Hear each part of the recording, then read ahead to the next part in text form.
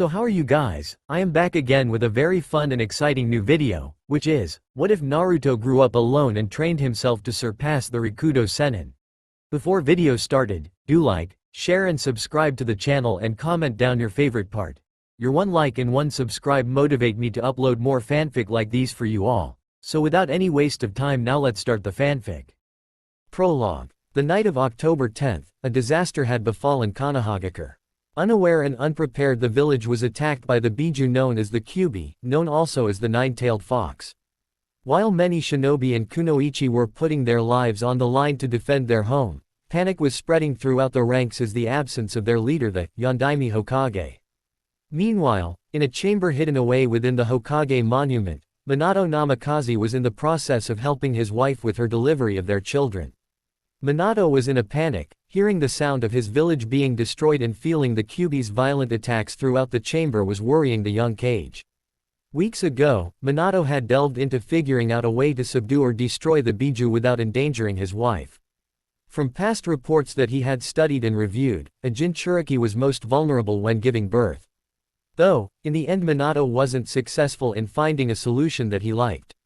Sealing the beast was the only solution that he had been able to come up with, though the price of sealing the beast was condemning himself and the beast to the Shinigami and his children to carrying such a terrible burden. However, fate had decided otherwise. You are lucky mortal. Contracting me using the Shiki Fujin requires that you forfeit your soul and by extension, your life once the sealing is completed. However, removing you from this plane when your family still requires you who gave life to the one chosen.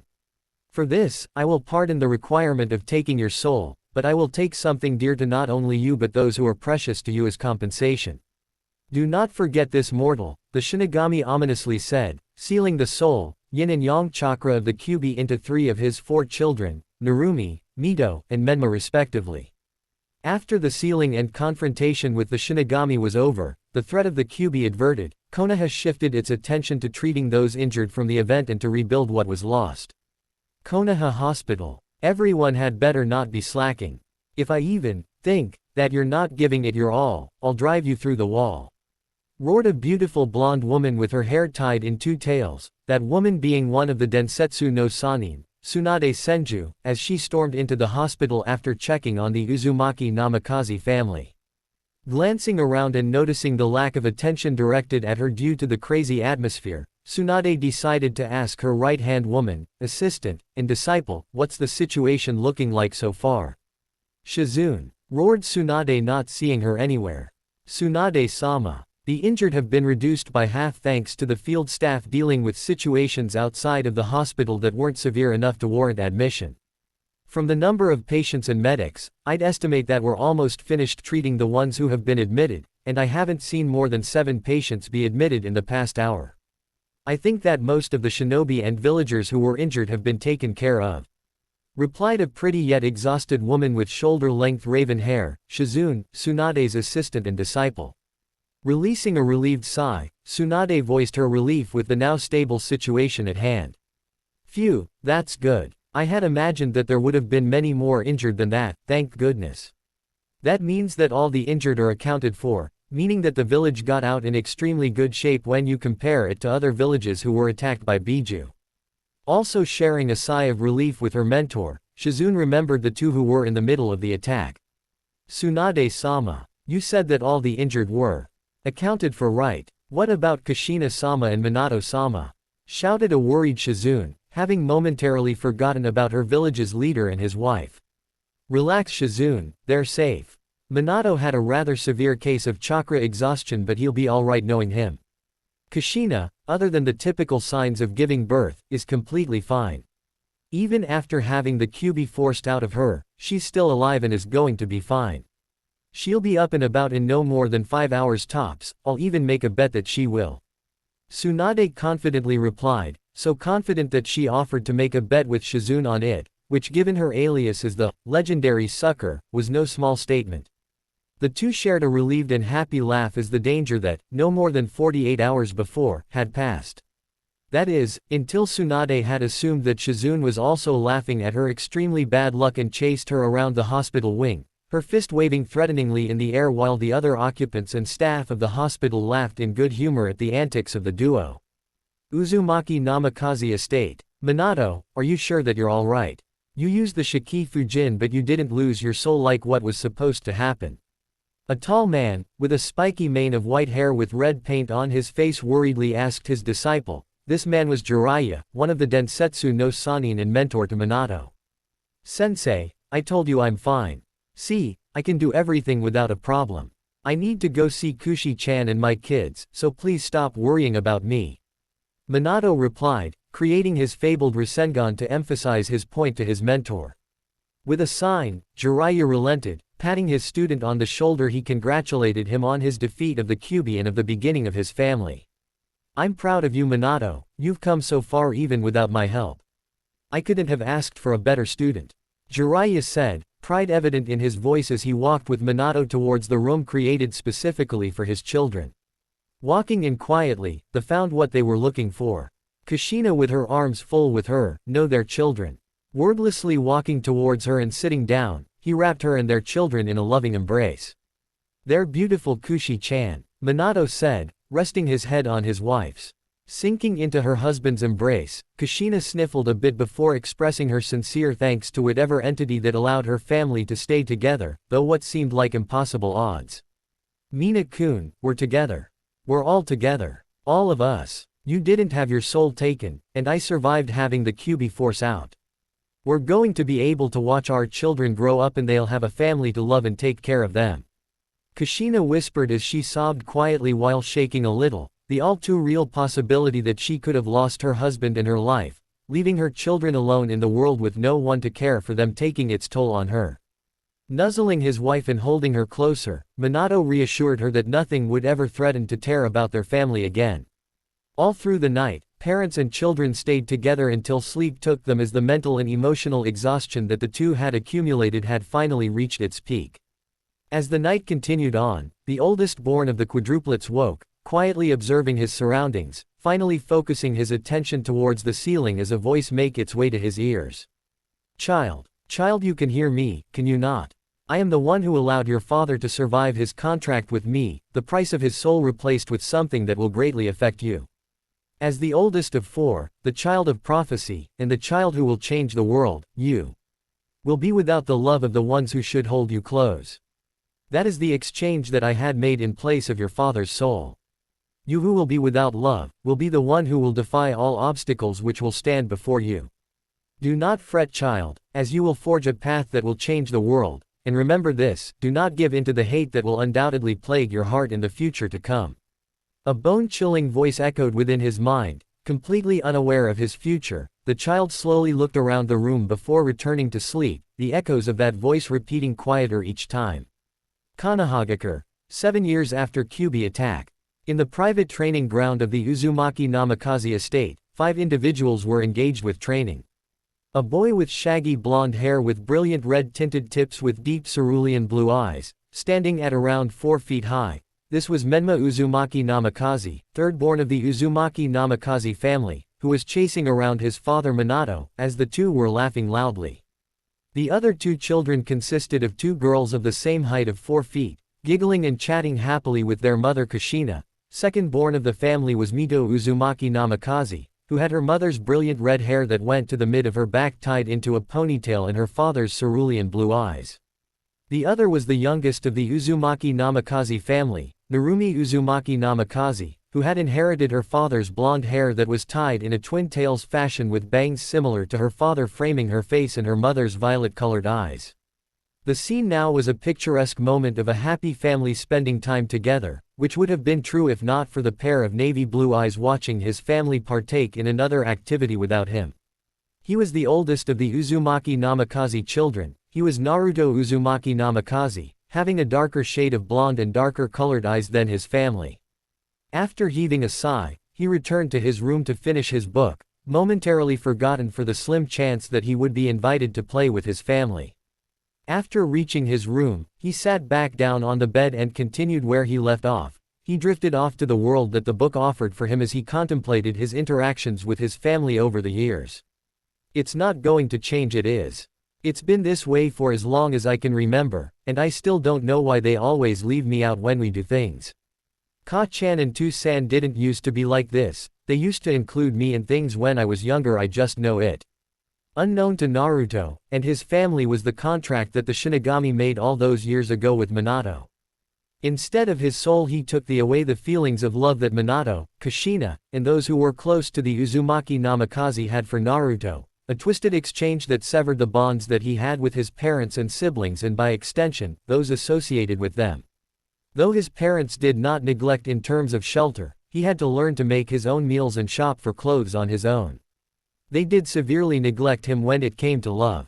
He was forgotten and rejected in favor of his more vocal siblings. Menma in particular ensured his parents pay no attention to himself by being more assertive and vocal with his demands, like when it came to where the family was to go eat and the like.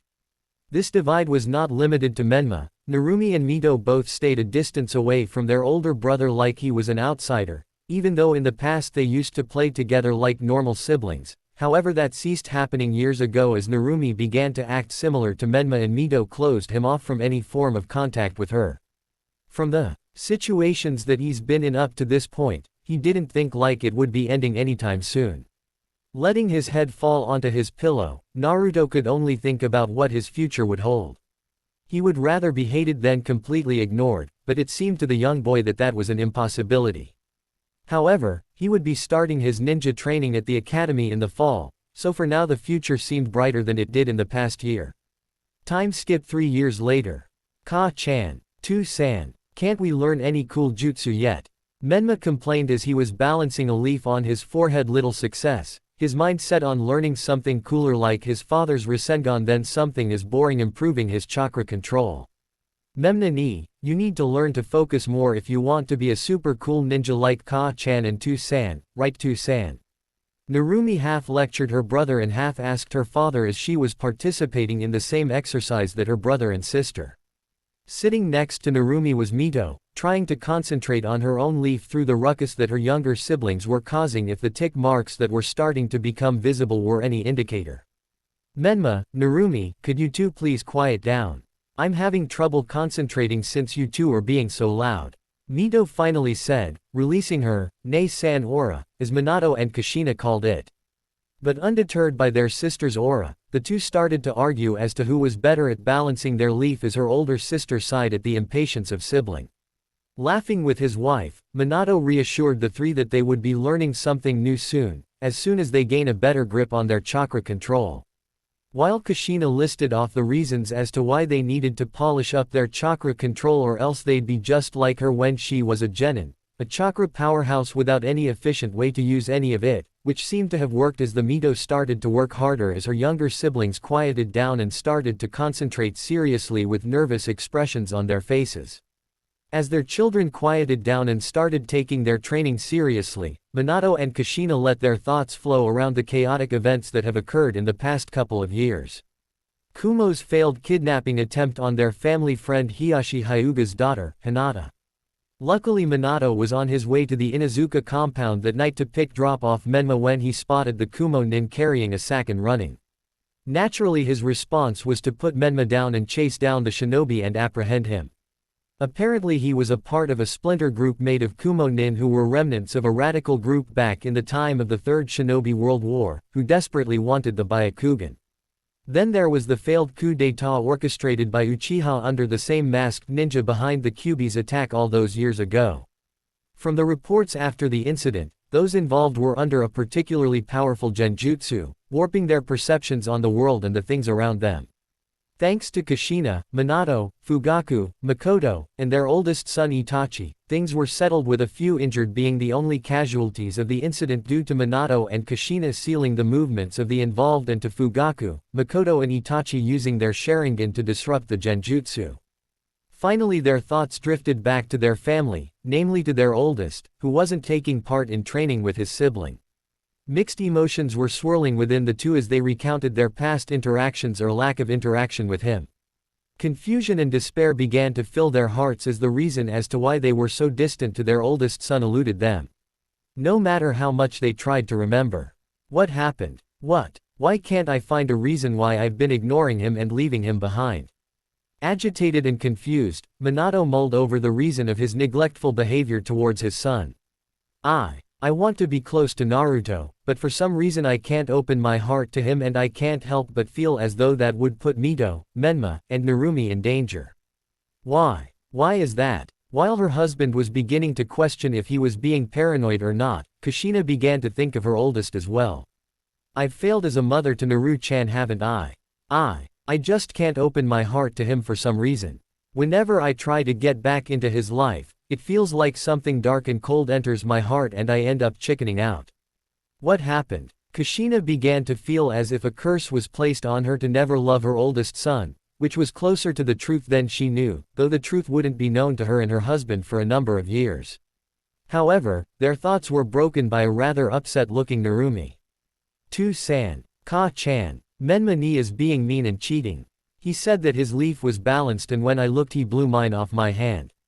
Then he said that he won because of that," tearfully complained Narumi, holding her leaf in one hand while flailing her other arm in a comical fashion as Menma quickly defended himself.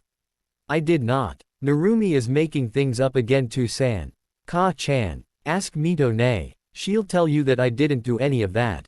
Right, Mito-ne? I did balance my leaf and when I told Narumi the wind just happened to blow right at that moment and it was while I was telling her so it looked like I blew her leaf off her hand, which I didn't do," Menma said in his defense, looking tearfully at his older sister for her support in his claim. However, that was not to be this time around. "To-san, Ka-chan. Menma did it. You know how he gets when he's in a contest, he'll do anything to win." Narumi was almost able to balance her leaf when Menma did that so he could win, Mito said, petting her sister on her head as Menma dropped his in defeat and embarrassment. Defeat because he knew he had lost the argument and embarrassment because he knew he would be getting a lecture from his father and mother. Sighing to themselves, Kushina and Minato looked at each other before bursting out into laughter at the antics of their children. Seeing their parents laughing, Mito, Menma, and Narumi couldn't help but start laughing and giggling along with them. Though they were laughing together at the moment, Minato and Kushina couldn't help but feel guilty that there was a member of their family that had been forgotten and neglected. Unknown forest, unknown location. On the other side of the village, there was a boy no older than 10 years old working on his own exercises under the supervision of an individual who looked no older than 20 years old. "Ha, how was that, sensei?" asked the boy, wiping the sweat on his forehead off with a towel handed to him by his sensei. "Well, what can I say? You're doing great, Naruto. However, you're still stiff in some of your movements. You know that to use my style of taijutsu you need to have power, fluidity, and speed. But don't worry too much about it, alright? You're only 10 years old, remember?" Naruto's sensei replied in a laid-back tone of voice. He stood at roughly 6 feet tall, having a muscular yet lithe build with short raven-colored hair spiked up slightly with a stray stand hanging off of on the side and an electric blue eyes that held a twinkle of mischief. Though, instead of round pupils his looked reptilian in nature. This young man was a memory from the last Shinobi World War, working as a shinobi for the village hidden under the sun Taiyogakur that wished to remain neutral from the chaos that consumed the land, having no real military force due to being a rich agricultural village. Known during the war as Heaven's Catastrophe, due to his unnatural and terrifying mastery and control over wind, fire, and lightning. Ryuhei Shirokan had succeeded in his mission to protect Taiyogakur, inadvertently securing his title and page in the bingo books of various hidden villages due to decimating numerous parties that were attempting to take over Taiyogakur. Though, only a few survivors were able to make it back to their respective main forces and recall what they had faced. From the reports, it appeared that they had faced a demon in a man's body. Though the correct way to say it would be a dragon in a man's body. Born the only son of Tatsuya Shirokan and Ayane Hadanko, Ryuhei was trained in taijutsu by his mother and kenjutsu by his father. Learning ninjutsu and genjutsu from both of his parents, and later signing his family's private summoning contract which required finding a partner that matched his own style and personality. Eventually, his parents passed away by a disease that, from what his mother had told him, plagued their family for generations as a side effect from training alongside their partners, Ryuhei eventually contracting the same dragon virus that his parents had passed away from. "Nay, sensei. Could I ask you something kind of personal? It's okay if you don't answer me though," Naruto timidly asked, slowly turning towards Ryuhei with a somewhat bashful expression on his face. Haha, no need to be shy Naruto. I'm your sensei, you can tell me and ask me anything. Unless it's about women. I have no idea what goes on inside of their heads, and from what I've seen and heard, it's really kind of scary. Ryuhei happily replied, though towards the end of his statement he made a mortified face from admitting his lack of knowledge concerning women to his young student. First making an embarrassed face, Naruto's face quickly turned a little serious with a hint of anger seeping in at his sensei's nonsensical reply concerning him asking about something personal. Sensei, I don't want to know any of that. And I don't care about that. I want to know why you won't go see someone so they can help cure you. Naruto barked out, finally having had enough of his sensei not taking his disease seriously after knowing about for so long. Wiping the mortified look off his face, Ryuhei's expression changed from surprised to solemn. Ah, that's what you wanted to ask about I remember telling you that I wouldn't be able to be your sensei for very long when I started training you 3 years ago, guess you wouldn't have forgotten about that huh? Well Naruto, do you really want to know the reason why I don't take my disease seriously? Looking at his student straight in the eyes and asking his question, he saw his student flinch before he nodded his head slowly.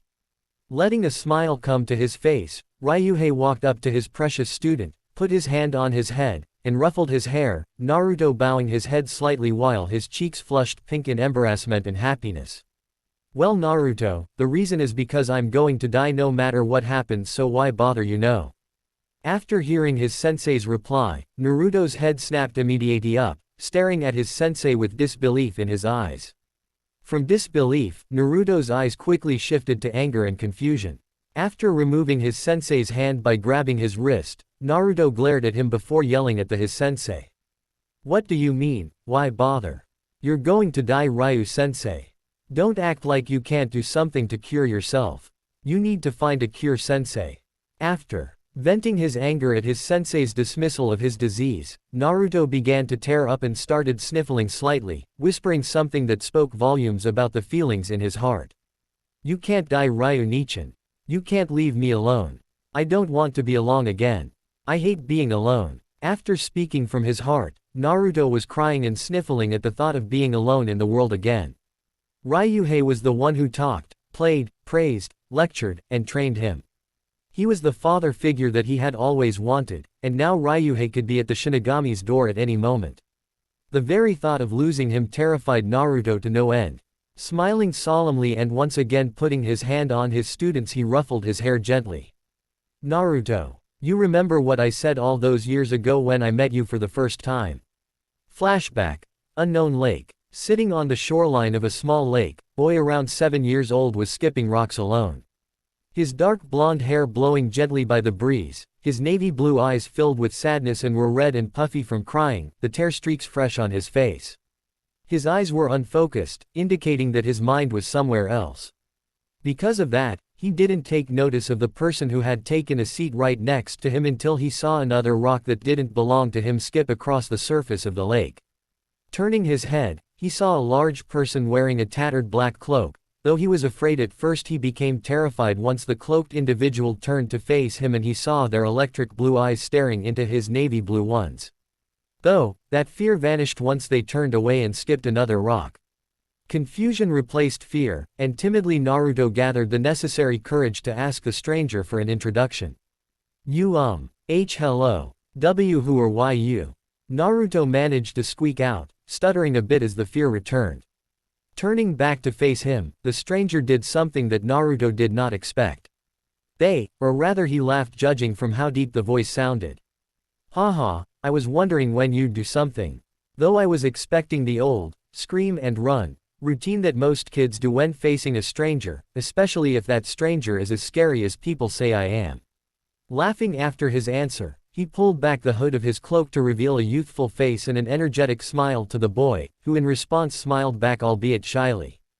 The name's Ryuhei Shirokan, but just call me Ryu. What's your name? The energetic smile on Ryuhei's face grew into a grin, and finally introducing himself he asked for Naruto's in return. Smiling back a little more, Naruto introduced himself and the two started talking and asking things about each other. After hearing about Naruto's past and his relationship with his family, Ryuhei's expression darkened as he told Naruto what was on his mind. Ah, I see. Your family isn't really treating you like family, huh? Well, you know what I'd say to that, Naruto.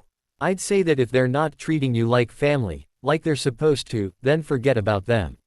Ryuhei angrily said, rage burning in his eyes. Naturally, Naruto was taken by and frightened by his expression. From a nice and fun person to a person with a scary look in his eyes, Ryuhei's drastic 180 caused Naruto to flinch slightly, but he still managed to stutter out a reply. But they're my family, right? They're supposed to love me and see care for me. Ryuhei quickly lost his angry look as he sighed, looking at Naruto again. His eyes were sober, which again surprised Naruto. If they were family, Naruto, you wouldn't be asking me that question, you know. Family is supposed to love you unconditionally, and care for you without having to be asked to. From what you've told me, they aren't your family. They're just people who share the same blood as you. That alone does not define family, you know. Ryuhei said, reaching out and ruffling Naruto's hair softly. After Ryuhei started ruffling his hair, Naruto, who has never experienced such a gesture, could only lean his head on Ryuhei's hand. Sniffling slightly, he timidly asked something that would change his life.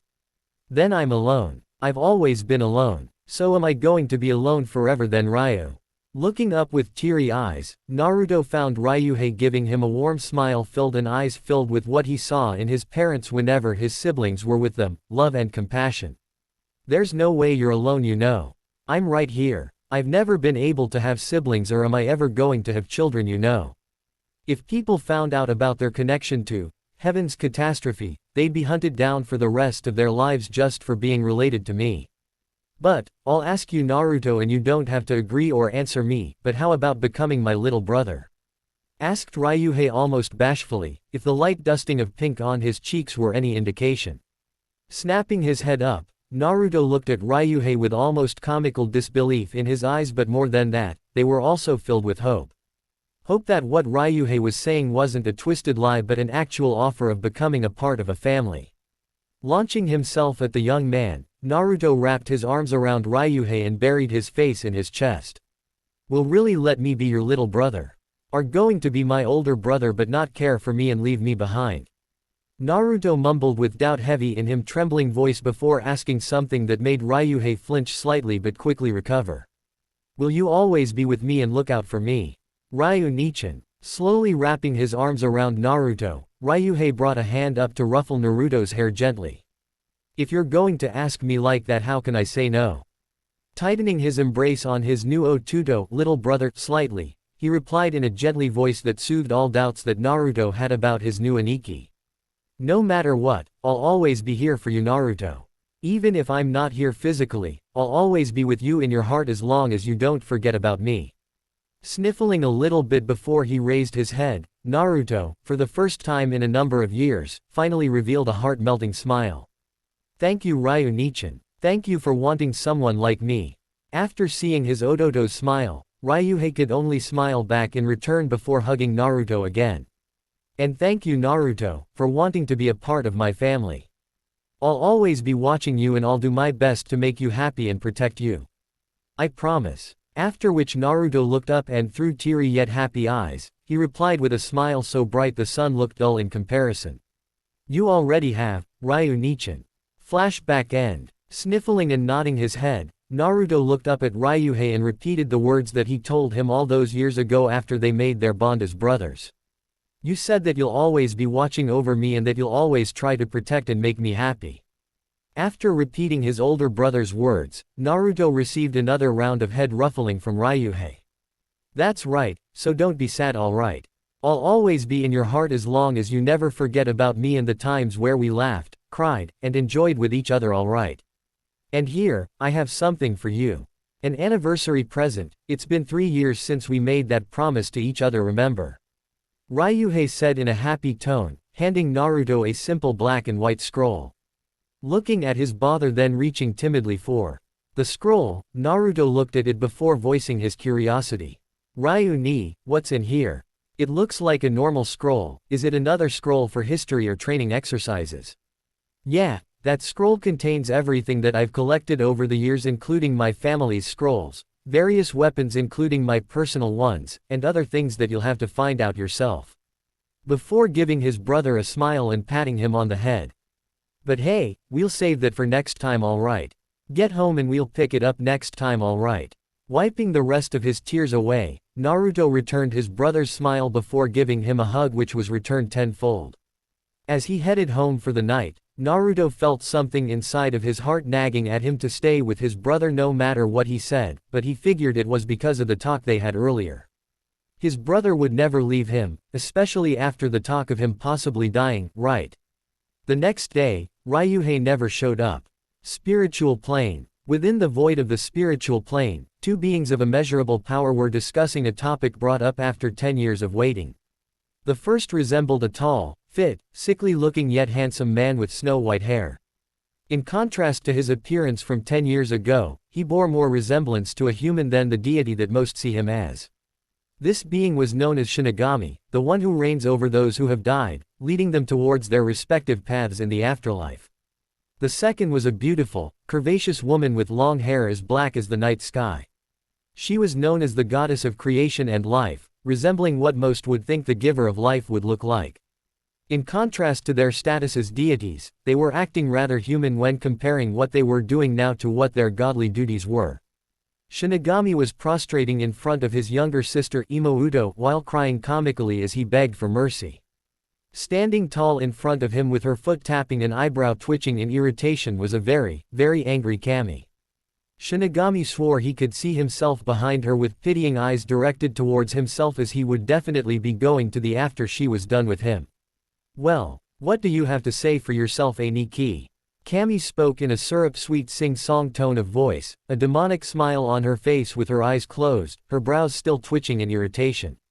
After hearing about his master plan to remove the child of prophecy from earthly attachments in order to prevent one side from gaining the upper hand due to winning over his heart. However, he removed the attachments that were supposed to reside within her jurisdiction. He dealt with those who were dead and needed to pass over to the after, not those who were still living. I'm sorry, Kami-chan. I was just trying to ensure that the state of the physical world stayed in balance. I wasn't thinking straight. Having to deal with souls and the birth of the child of prophecy was stressful, and I didn't want to have to deal with more souls later on if one side gained the advantage. Forgive me, please. Begging his Imouto for any mercy on his soul, Shinigami pleaded, giving his reasons for usurping his control over an issue that belonged to his Imouto's domain. Sighing, Kami stopped her foot from tapping and her brow from twitching. Running her hands down her face, she could only groan at the complications that her idiotic Aniki caused. Not only did he interfere with the living, he probably ruined a family because he wanted to skimp out on work in the future. Opening her eyes and revealing her striking emerald green eyes, she glared at her brother. You idiot. Do you know how much you messed up?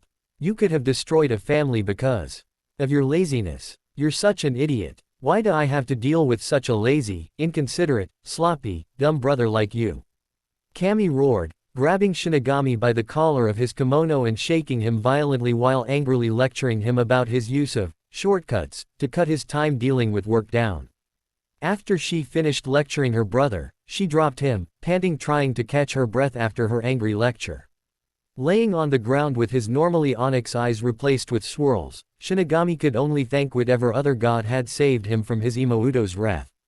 After regaining his conciseness and composure, he explained the situation with the child of prophecy to his sister along with what has happened in his life.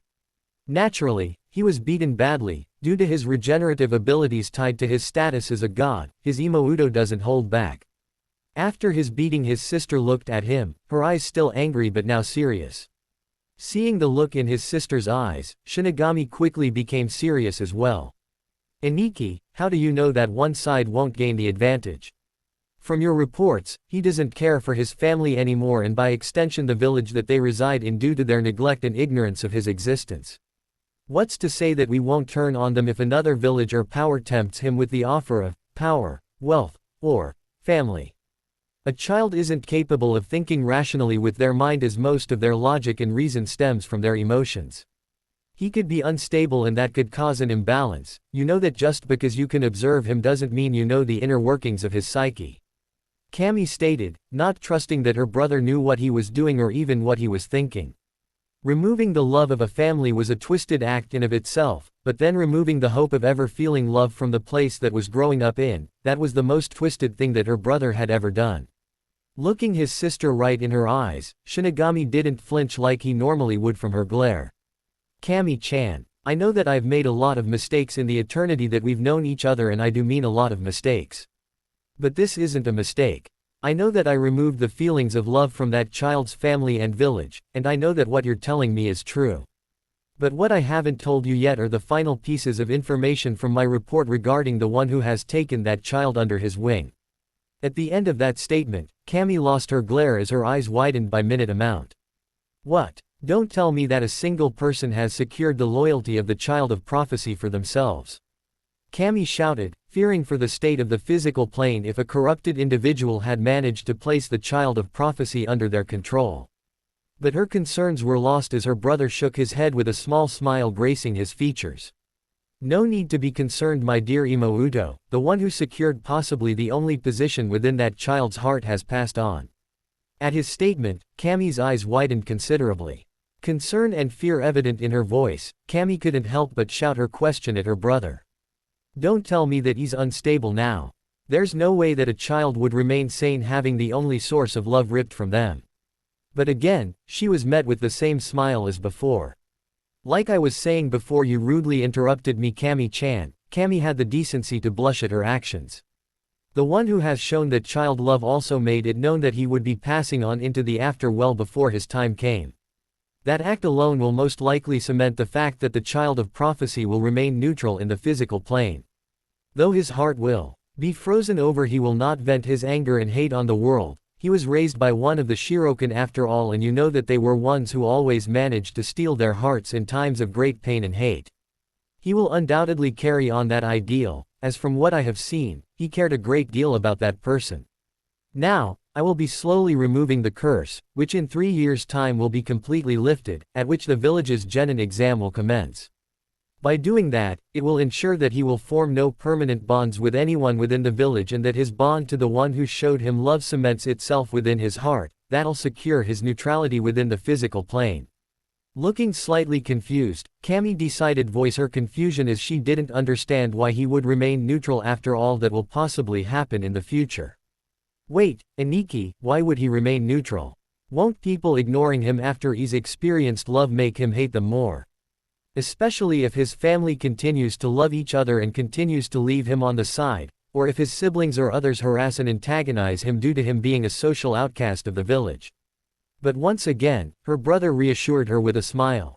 Don't worry, Kami-chan, he won't give in to that hate. He was raised by his brother to have a strong and sturdy heart that can endure than a weak one which would give in to the hate. I assure you on my status as the one who reigns over death and as your older brother that he will not give in to the hate that the physical plane has. Trust your Aniki once in a while, all right. Shinigami confidently said, looking at his sister with confidence radiating in his eyes. Her brother's confidence eventually won her over as she accepted his plan. All right, Aniki, I'll trust you. Just don't do this kind of thing ever again without consulting me first, okay? Kami bashfully told her brother. Chuckling, he wrapped his arm around his sister's neck and pulled her in, ruffling her hair as Kami turning bright red with the sudden show of affection. However, her blissful moment of bonding with her brother was ruined. Nay, Kami-chan, why are you so red? Don't tell me that you're getting sick. Gods can't get sick, can we? Her eyebrow started to twitch as her brother immediately started freaking out about gods catching mortal illnesses, until she finally snapped. Flushing red with anger, Kami kicked her brother where the spiritual sun don't shine. Then she huffed and walked away as her brother collapsed to the ground, writhing in agony, clutching his blessings. HMPH, males are all stupid, human or god, Baka Aniki. Kami angrily said the first part but mumbled the last part, her face still slightly red with anger and embarrassment. Time skipped 3 years later. Konoha Academy. Konoha's Academy, a place for children to prepare for a career of being a shinobi or kunoichi to protect and serve their village. In the classroom being headed by Chunin, Iruka, Yumino and Mizuki were the next generation of potential ninja that would be united under the will of fire. In this particular class held the most notable students in the academy. Sitting in the front row was Menma Uzumaki Namikaze with his best friend Kiba Inazuka, son of the Inazuka clan head. Beside them were Menma's sisters, Mito and Narumi Uzumaki Namikaze with their best friends Yakumo Kurama and Hinata Hyuga. Next to them were the Uchiha twins Sasuke and Satsuki, their usual scowls present. Behind them in the second row, were best friends Shikamaru Nara and Choji Akamichi, sons of the Nara and Akamichi clan heads respectively. Next to them sat Ino Yamanaka, daughter of the Yamanaka clan, and Sakura Haruno, the daughter of a renowned civilian family, best friends and rivals. In love, for the affection of two most popular boys in the class. Finally, in the last row of the room sat the quietest individuals of the class, Shino Aburame, son of the Aburame clan head. An aisle next to Shino sat Sai, a quiet and artistic individual with no known family. Lastly, next to the window in the back sat Naruto Uzumaki Namikaze, the oldest of the Uzumaki Namikaze siblings and the most distant. As Iruka and Mizuki called roll before getting ready for the genin exams, everyone quieted down, some nervous, others excited for the exam to commence. The exam consisted of multiple parts, a written portion which covered basics in history and tactics. A physical portion which consisted of taijutsu sparring with an instructor and the use of kunai and shuriken. And lastly a ninjutsu portion which tested the proficiency of using the Academy 3 inches, the three being Henji no Jutsu, Bunshin no Jutsu, and Kawarimi no Jutsu. All of which were needed to be used successfully in order for an academy student to pass. However, there was an extra credit or replacement opportunity in which if the student performed a jutsu outside of those three, which would replace the one that they had failed to do or add extra points to their exam, which could be the difference between becoming the Rookie of the Year. Seeing the looks of apprehension and excitement on his students' faces, Iruka couldn't help but smile and formally begin the exams. Alright, well, I know a lot of you are nervous and excited, so let's begin. After which, they started calling students to test. Overall, all of the students of this class had passed, with many exceeding the needed benchmark, which made Iruka a proud teacher.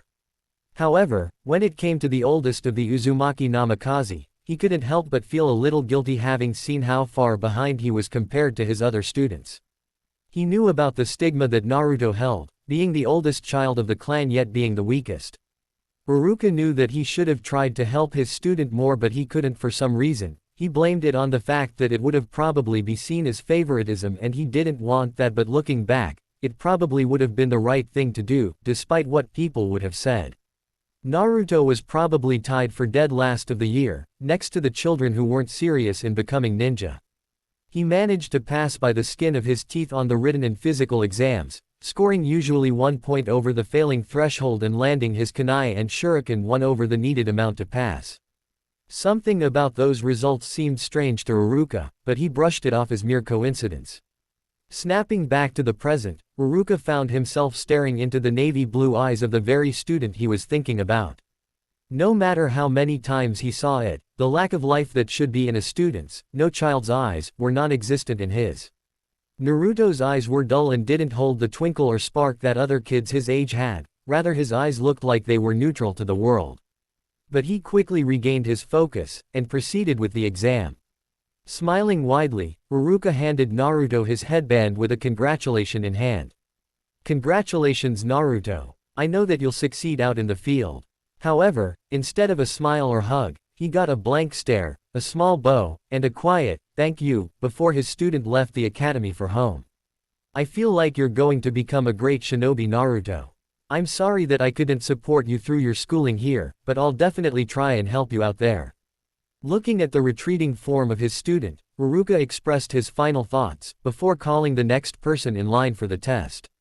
Outside the academy, after receiving his headband, Naruto put it into his pocket before he started on his way home. The last few years since his Aniki had passed were difficult, not from the treatment that he received from the people around his village, but from the scroll that he received from him. Looking back, when he was coping with Ryuhei's death, he was acting like a spoiled brat who had their favorite toy taken away, angrily lashing out at anyone and hating the world for taking away the one person who cared for him in the world. But that all changed once he actually looked inside of the scroll that his brother had left him. Flashback start 2.5 years ago. Huddled on the same shoreline that him and his brother were on when they first met, Naruto still couldn't get over the fact that his brother was gone, even after half a year of grieving. Why? Why do I always have to have something taken away from me? First it was my family's love and now Ryunichin. Why? Why? Naruto was growing progressively more angry and hateful at this world who took away the only person who cared for him, and was about to do something regrettable that was until a scroll fell out of his backpack as he stood up. Looking down, he immediately recognized it as the last gift he had gotten from both his brother and anyone in the past few years. He had forgotten about it, having never opened it after figuring out that he'd never see his brother again. Holding the scroll carefully, it unraveled it and saw a seal. Recognizing it as a simple storage seal, it released whatever was inside, which was a note. Reading it over, Naruto started to tear up, tightening his grip slightly and by extension crumpling the note a little. Naruto, if you're reading this then you probably know that I'm not going to be with you any longer. I'm sorry, I'm so sorry Naruto, I'm sorry that I won't get to see you graduate the academy, I'm sorry I won't get to celebrate your birthdays anymore with you. I'm sorry that I won't be able to embarrass you on a date with your girlfriend, I'm sorry that I'm such a horrible brother. I know that you'll probably never forgive me for leaving you behind, but know this, know that I'll always be looking out for you. Even now, I'm looking out for you. I know that you're upset, hurt, angry, sad, and 100 other things, but never give in to any of those negative emotions Otudo, they only lead to pain and more hate. I know that you're stronger than that, I'm the one who did train you, remember. Naruto, inside this piece of paper is what I promised you on that day. It contains a large scroll which can only be opened by smearing you blood on it with a little bit of chakra, and it contains everything that I said it would. It has my life savings, down to the last Ryo sealed within. My family's techniques and secrets, my own techniques and secrets, the weapons that I've collected and my own swords. It also contains all of my research on information on various things in the world that I hope you never reveal to anyone else. In addition, it also contains my family's summoning contract. Once you're old enough, sign it and you'll be reverse summoned to Thousand Blade Mountain, the home of the dragons. Yes Naruto, the same dragons that I told you stories about. Once there, don't be afraid, they all act mean, big, and scary, but once you break past their scales they're all very kind and loyal. Ask for my partner, Joe, and tell him that you're my little brother and he'll defend and vouch for you. After all that is settled, find a partner who'll complement you and that you can bond with. You'll know when you find them, trust me. Naruto, remember that no matter what anyone says, you're the strongest and kindest person that I've known and had the pleasure to call my Otudo. Don't give in to the hate that plagues this land, rise above it and prove that you have the blood of a dragon running through your veins. I've made a training schedule of Tai, Nin, Gen, Ken, Kin, and a little bit of Fuinjutsu for you for the next few years, along with training from the elders, until you turn 18, and I know that you'll be able to follow it and benefit from it. After that I'm sure you'll have already mastered everything that I've to teach you. Lastly, find someone who you can relate to and get to know them. Find someone who you can trust without reason, and if possible, find happiness with someone Naruto. I know that you'll make me proud, and that you'll become a great shinobi. So until we meet again in the afterlife Naruto, remember that I love you and that I'm always watching over you. By the end of the letter, Naruto was sobbing loudly, wiping his tears away with the sleeve of his jacket.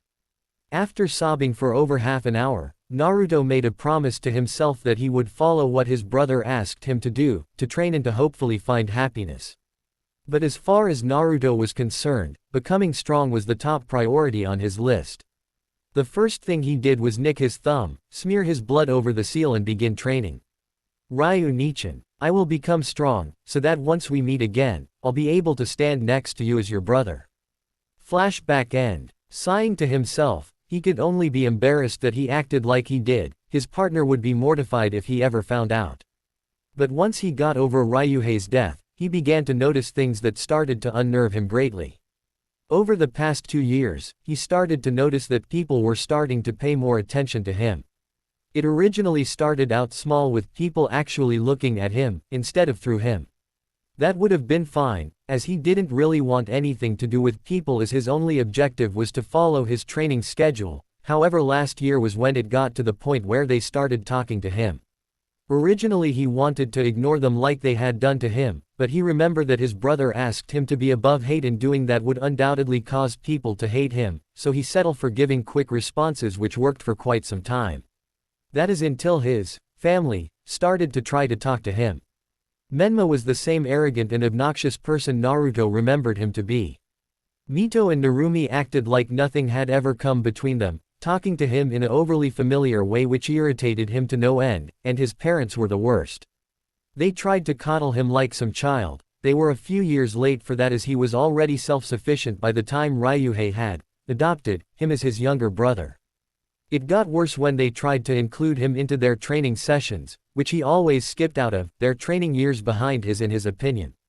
Though he desperately wanted to snap at them and demand the reason as to why they were suddenly acting like he always existed, he knew it would be waste of time. In the end, he treated them the same way he treated everyone else, distant and without any form of attachment. But slowly, Ryuhei's words of not giving into the hate and finding happiness in his life were starting to take effect on him. While knew he wouldn't love his family, he wouldn't hate them either, at least not until they did something to garner one or the other. His thoughts were broken when he spotted the same people he was just thinking about, his family happily chatting with other families about their kids. Closing his eyes and ignoring the happenings around him, he just carried on his way home, that is until someone put their hand on his shoulder. He didn't even need to open his eyes to know that it belonged to his father Minato. Cracking one eye open, he glanced at his father with the same dull look in his eye and questioned him as to why he was stopped. Is there a reason why you're stopping me? Naruto asked, his voice quiet without a hint of warmth or familiarity.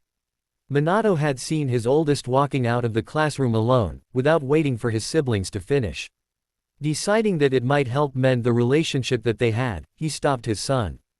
However, while he expected the tone of voice and look that his son gave him, it still pained him greatly. Over the course of the past 2 years, Minato had begun to notice that he didn't feel the unease that he used to feel when he saw Naruto. Before, he felt the same way he did about a stranger interacting with his family, but that slowly started to change. At first he was suspicious, but as time went on, the feeling of unease completely disappeared and it was replaced with a longing to reconnect with his son. However, his plan to reconnect Naruto with the family failed miserably. He avoided speaking to any of them for more than a sentence, 2 if they were lucky, and when he did speak he spoke with an overly formal manner, his voice quiet and without a hint of warmth, not even calling him Tu-san and Kushina, Ka-san, anymore. It was like speaking to a stranger one had just met. Though, Minato wasn't deterred, he was set on reconnecting the bond that they all once had. I wanted to ask why you're leaving already, aren't you going to wait for your siblings to finish Naruto? Asked Minato in a soft tone of voice, a voice Naruto had only recently been exposed to personally, and it unnerved him slightly to hear it from someone other than Ryuhei. However, Naruto answered, I'm sorry Minato-san, but I would rather not wait for them. Please excuse me. Though as he turned to leave, he was met by a red-headed missile, his mother Kushina. Kushina, like Minato, lost the apprehension that she used to have when she saw and interacted with Naruto and was doing her absolute best to try and get her son back into the family. Though she was met with the same treatment as her husband and everyone else for that matter. Naru-chan, congrats on passing your genin exams. Where were you going? You're going to wait for your siblings to finish, right? Kushina released Naruto from her hug and asked him in confused manner. She then looked at Minato and saw him shake his head, which made her frown. Naru-chan, you need to wait for you siblings, you know. It's only polite since they're you family. Kushina scolded Naruto, however he just looked back at her with the same blank navy blue eyes before retorting. Kushina-san, you know that they've never been made to wait for me before. Why should I be expected to wait for them when they haven't shown the same courtesy to me? Naruto questioned, and Kushina winced at this dismissal of calling her Kakan, but brushed it off, though she found herself unable to answer his question. He was right in his statement, she never made any of her other children wait for their older brother, but this only served to fuel her desire to unite her family once and for all. Naru-chan, I know that we're not on the best terms as family. I know that for a long time we've been very bad parents and your siblings haven't been the best either. But we're still family, you know, and family needs to care for each other and stick together. Kushina spoke in a soft tone, looking at her oldest in the eyes. Once Kushina said those words, Naruto's mind flashed back to the memories that he shared with Ryuhei, then to the words that he had told him about what a real family was. Family is supposed to love you unconditionally, and care for you without having to be asked to. From what you've told me, they aren't your family. They're just people who share the same blood as you. That alone does not define family, you know. Snapping out of his short stroll through his memories, he figured it would be less of a hassle if he just entertained their request. Crossing his arms, Naruto turned towards the academy waiting for his siblings to emerge. Seeing their oldest listen to their request and accept it made Minato and Kushina happy beyond words if the matching smiles on their faces were any indication. They knew that they would have a long and difficult road towards rebuilding their relationship with their son, but they owed it to him. The guilt and shame that plagued their hearts were unfathomable, seeing how their oldest was practically a stranger in his own family tore at their hearts, and they knew that it was their fault and theirs alone. Over the last 2 years, the feelings that they should have always had for him slowly started to surface for the first time in their lives. That alone confused and frightened them. From viewing their oldest son as a stranger and potential threat to the safety of their family to seeing him as what he really was, as their oldest son who they love and care for, it baffled them to no end. But after having a heart-to-heart with each other, Minato and Kushina had promised to reconnect their oldest and give him the love that he deserved and more. Soon, the two were broken out of their thoughts as they were the telltale signs of their youngest daughter, if her shouting of "Tu-san" and "Ka-chan" were any indication. Narumi's day couldn't have gotten better. She had just passed her genin exams and made it as one of the top contenders for Kunoichi of the Year and Rookie of the Year, along with her brothers and sister. Though, there was one thing that did make her sad and that her heart yearned for. That was the love and attention of her oldest brother, Naruto. She knew that she was never the ideal little sister towards her brother. Ever since she could remember, she felt afraid of him. When they were growing up, she could remember that whenever she would try and ask him to play with her or talk to him, there would be a feeling of fear that would overtake her heart and cause her to stop. It only got worse as she grew up. As she got older, whenever she would see her big brother, something inside of her as a human being screamed that he was dangerous and to stay away from him at all costs. Of course, she was a child then and followed her instincts, but looking back she regretted every moment of it. Though, the last 2 years were strange. The primal fear that she had for her brother slowly started to fade away, and in its place was replaced by adoration and desire for her brother to accept and forgive her for all she's done. Now the only thing that stood in her way of loving her brother was himself. But that wasn't going to stop her from getting what she wanted. Everyone knew that an Uzumaki never gave up until they've got what they wanted.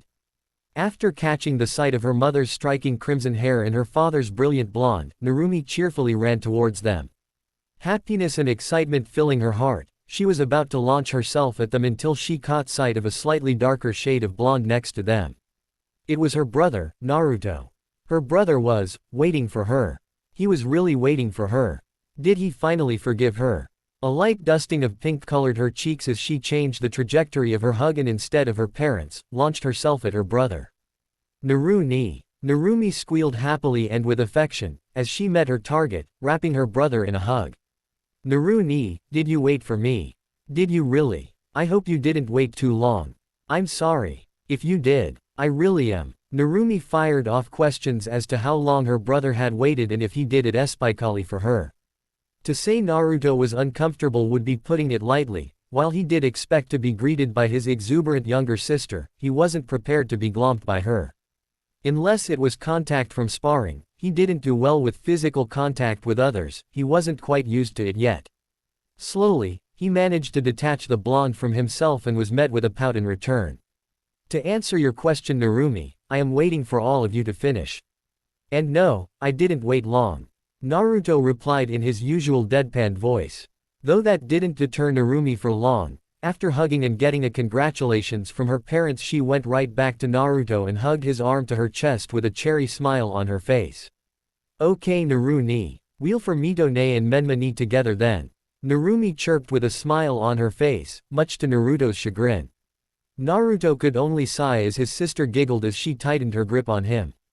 Off on the side, Minato and Kushina could only smile at the scene. Narumi always managed to ignore the cold and distant aura that Naruto had, and it always warmed their hearts to see their youngest able to breach the armor around their son's heart. Soon, they spotted the blonde and crimson hair of their remaining 2 children, both with smiles on their faces. Menma was feeling like he was on top of the world. Not only did he destroy the Genin exam, he was sure that he'd be the one who'd become Rookie of the Year. However, his mood quickly rose as he saw his family waiting for him with smiles on their faces. Quickening his pace, he ran towards them only for his mood to drop like a rock in lake. He saw his brother there as well. It was well known in the village that Menma didn't like his brother. The word most would use would be detested or disgusted, however that wasn't how Menma truly felt. Menma had admired his older brother when they were young, always imitating what he would do when they were children. But as he grew older, he began to feel inferior to his brother for some reason. It only grew as they did, Menma becoming more vocal and demanding when Naruto would speak his mind or give a suggestion, in order to overrule Naruto's suggestion with his own.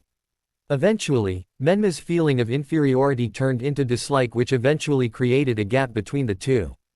During the past 2 years, Menma's feelings of inferiority and hate began to fade away, though he still did not view Naruto as his equal nor treat him any differently. Menma had seen his grades both written and physical, and he knew that he was definitely stronger and smarter than his brother. Menma wouldn't be apologizing to his older brother anytime soon, not until Naruto is able to stand as his equal.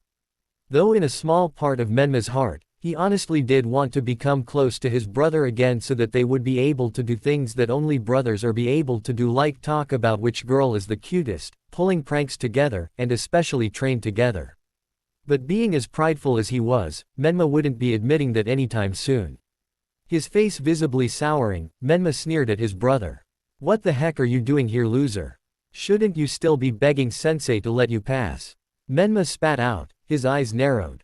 Minato and Kushina were well aware of their son's volatile relationship, but they didn't think that it was this bad. But before they could say anything, the final member of their family spoke out in her older brother's defense. Mito was happy, rather she was ecstatic. She had seen her older brother pass his test and the possibility that they would be on the same team had increased. Like Narumi, when she was young, Mito had a primal fear of her older brother for some strange reason. But like everyone else, within the last 2 years her fear disappeared and was replaced with the same adoration and desire for her older brother's love and affection that Narumi had. Though unlike her sister, Mito didn't rush in like Narumi did. Her philosophy was try and slowly work her way back into her older brother's heart. But there were times where she would break that, and this was one of those times. "Menma, didn't you see that Naruto-ni was one of the first to earn his headband? You're always sitting in the front, aren't you?" Mito said, her eyes narrowed at Menma's insult towards her older brother.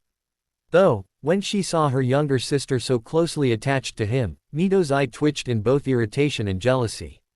But before anything else happened, Naruto decided to finally speak up. "Well, now that the exams are over, I'll be seeing you all later." Managing to once again pull his arm free of his youngest sister's grasp, Naruto started walking away, unconcerned with the slightly hurt look in his family's eyes and the angry look in Menma's. Guess making him wait for everyone to finish was asking for too much, Mina-kun. Kushina said sadly, looking at the retreating form of her son. Feeling an arm wrap around her waist, Minato pulled her in close and gave her a reassuring squeeze. "It'll be okay, Kushi-chan." After comforting his wife, Minato turned towards his remaining children. "All right kids, why don't we go get something special to eat in honor of all of you becoming genin?" Instantly he got eager nods from his kids, though one voiced her concerns. "Nay, Tu-san, what about Naru-ni? Shouldn't we go get him?" Narumi asked the question on both her and Mito's mind, and even a tiny bit of Menma's. Smiling at her consideration of her older brother, Minato patted her head. "You know how your brother likes his space, Umi-chan, we'll all be able to have dinner together one day. I promise." Seeing his daughter sadly nod her head, he decided to lead them into the village for a night of celebrations. Unknown Lake. Arriving at his destination just as the sun was starting to set, Naruto once again found himself at the lake where he and Ryuhei met, a gentle breeze blowing. Smiling slightly, he reminisced about the fond memories that he had with his older brother. Reaching into his backpack, he pulled out a familiar scroll. Unsealing small bottle of sake and saucer from a seal that read, "Graduation." Naruto filled up a saucer and smiling, he poured it carefully into the lake before filling it once again to down it himself. The bottle only held enough sake for 2 saucers, and that was enough for Naruto. Laying down on his back, his arms crossed behind his head, he let his mind flow back to the times he shared with his older brother as he closed his eyes. As Naruto listened to the soft blow of the breeze, he didn't notice the silhouette of a person sit down next to him. As the wind blew his hair gently, the silhouette slowly reached over and ruffled his hair softly. As he felt a very warm and familiar sensation, Naruto slowly descended to the world of sleep. As his mind slowed, the ambient noises of the wind quieted to nothingness, he caught a voice in the wind. Naruto fell asleep, never noticing the tears that were falling down his face and the small smile on his lips. Congratulations, Otuto. Hokage's office. Inside the office of the Hokage, two figures could be seen discussing a topic that was on the minds of everyone who were associated with the newly graduated genin, that topic being the teams that they would be placed on. Heading the meeting was, of course, Minato. Being the Hokage, he had the final word as to who was on what team with which instructor. Given a record of each individual genin, listing their strengths, weaknesses, special attributes, and other notable traits. The second was the final of the Densetsu no Sannin, Orochimaru. Orochimaru was once considered a traitor, having been arrested after suspicion about what went on in the lab that he operated. Having no doubts about his innocence, he willingly let the Anbu squad led by Minato and Jiraiya search his lab. However, what he didn't expect was to be attacked by his best friend and Minato then have suppression seals put on him. At first he was outraged, demanding why he was being arrested, but soon that anger turned into shock as he saw what was inside of his lab. His lab, normally spotless and sterile, was covered in blood and gore. At first, he thought it was a genjutsu that someone had placed on him, but after futilely trying to release it, he knew that it wasn't an illusion. After he was taken to Ibiki Morino for interrogation. Though, after he asked that they have Inochi Yamanaka to prove his innocence by reviewing the past few hours of his life, they apologized and released the seals on him. During the interrogation, they had found that it his second apprentice Kabuto who had framed him. Kabuto had been stealing information and resources from his lab for his ex-teammate Hiriko, who was banished after his experiments on human subjects were found by Orochimaru and Jiraiya. Though, they were unable to find Kabuto even with multiple squads of Anbu dispatched throughout the village. After the incident, Minato and Jiraiya apologized for their mistake, Jiraiya especially. However, he brushed them off, saying that they were only doing their duty and that he would have done the same. Originally he was bitter and angry that his sensei and the Sandaime Hokage, Hiruzen Sarutobi, had chosen Minato as the Yondaime. But after Hiruzen talked to him about his reason, he grudgingly accepted. But slowly, he grew to like the boy thanks in part to Jiraiya forcing him out of his lab to meet with him for a drink from time to time. Now, he was the head of the torture and interrogation force and main consultant when it came to building teams, as he oversaw all outgoing genin from the academy and had some insight as to what went on inside of their minds due to his position. That being said, Minato, what do you think of those for the potential team builds? Orochimaru asked, showing Minato a diagram with multiple different team compositions, ranging from tracking, assault, and support. After pointing out the candidates that would only be able to fill one role due to their skill set, he brought out a chart showing the candidates that could fill multiple roles in a squad. So far the teams look great, thank you Orochimaru. Minato expressed his sincere thanks, as squad building in the past was a difficult process of basically putting genin together and seeing if they would work or not. But with Orochimaru, squads that have been assembled with his insight have had a 94.7% rate of successful squad dynamics. But I am concerned about one thing. Orochimaru was a little surprised, as usually Minato almost never any qualms over the suggestions that he made, though he had a sneaking suspicion as to what it was about. What's your concern, Minato? It's over your children, isn't it? His suspicions were validated when Minato rubbed the back of his head in embarrassment. Minato voiced his confusion as to why his oldest wasn't included on the possible squad list. Yeah, you hit it right on the mark, Orochimaru. I wanted to know. I didn't see Naruto's name on any of the squad suggestions that you showed me. After hearing his question, Orochimaru sighed. Minato, you and I both know that your oldest son was treated like he never existed by both his family and the village, myself included. Though we both know that, because of that he doesn't trust anyone, not even you. Orochimaru stated, seeing how Minato was about to retort. Do you know how he performed in the academy, Minato? After hearing the question, Minato frowned and nodded his head. I do Orochimaru, from what I hear from practically everyone, he's the dead last of the academy. Even more so than the students who weren't serious on becoming ninja. His performance on the written and physical exams bring barely passable, it's actually a miracle that he passed. Minato said, his voice thick with guilt and shame. That being said, have you ever seen his actual scores and performance on the written and physical exams? Seeing Minato shake his head in the negative, Orochimaru took out Naruto's file and handed it to Minato.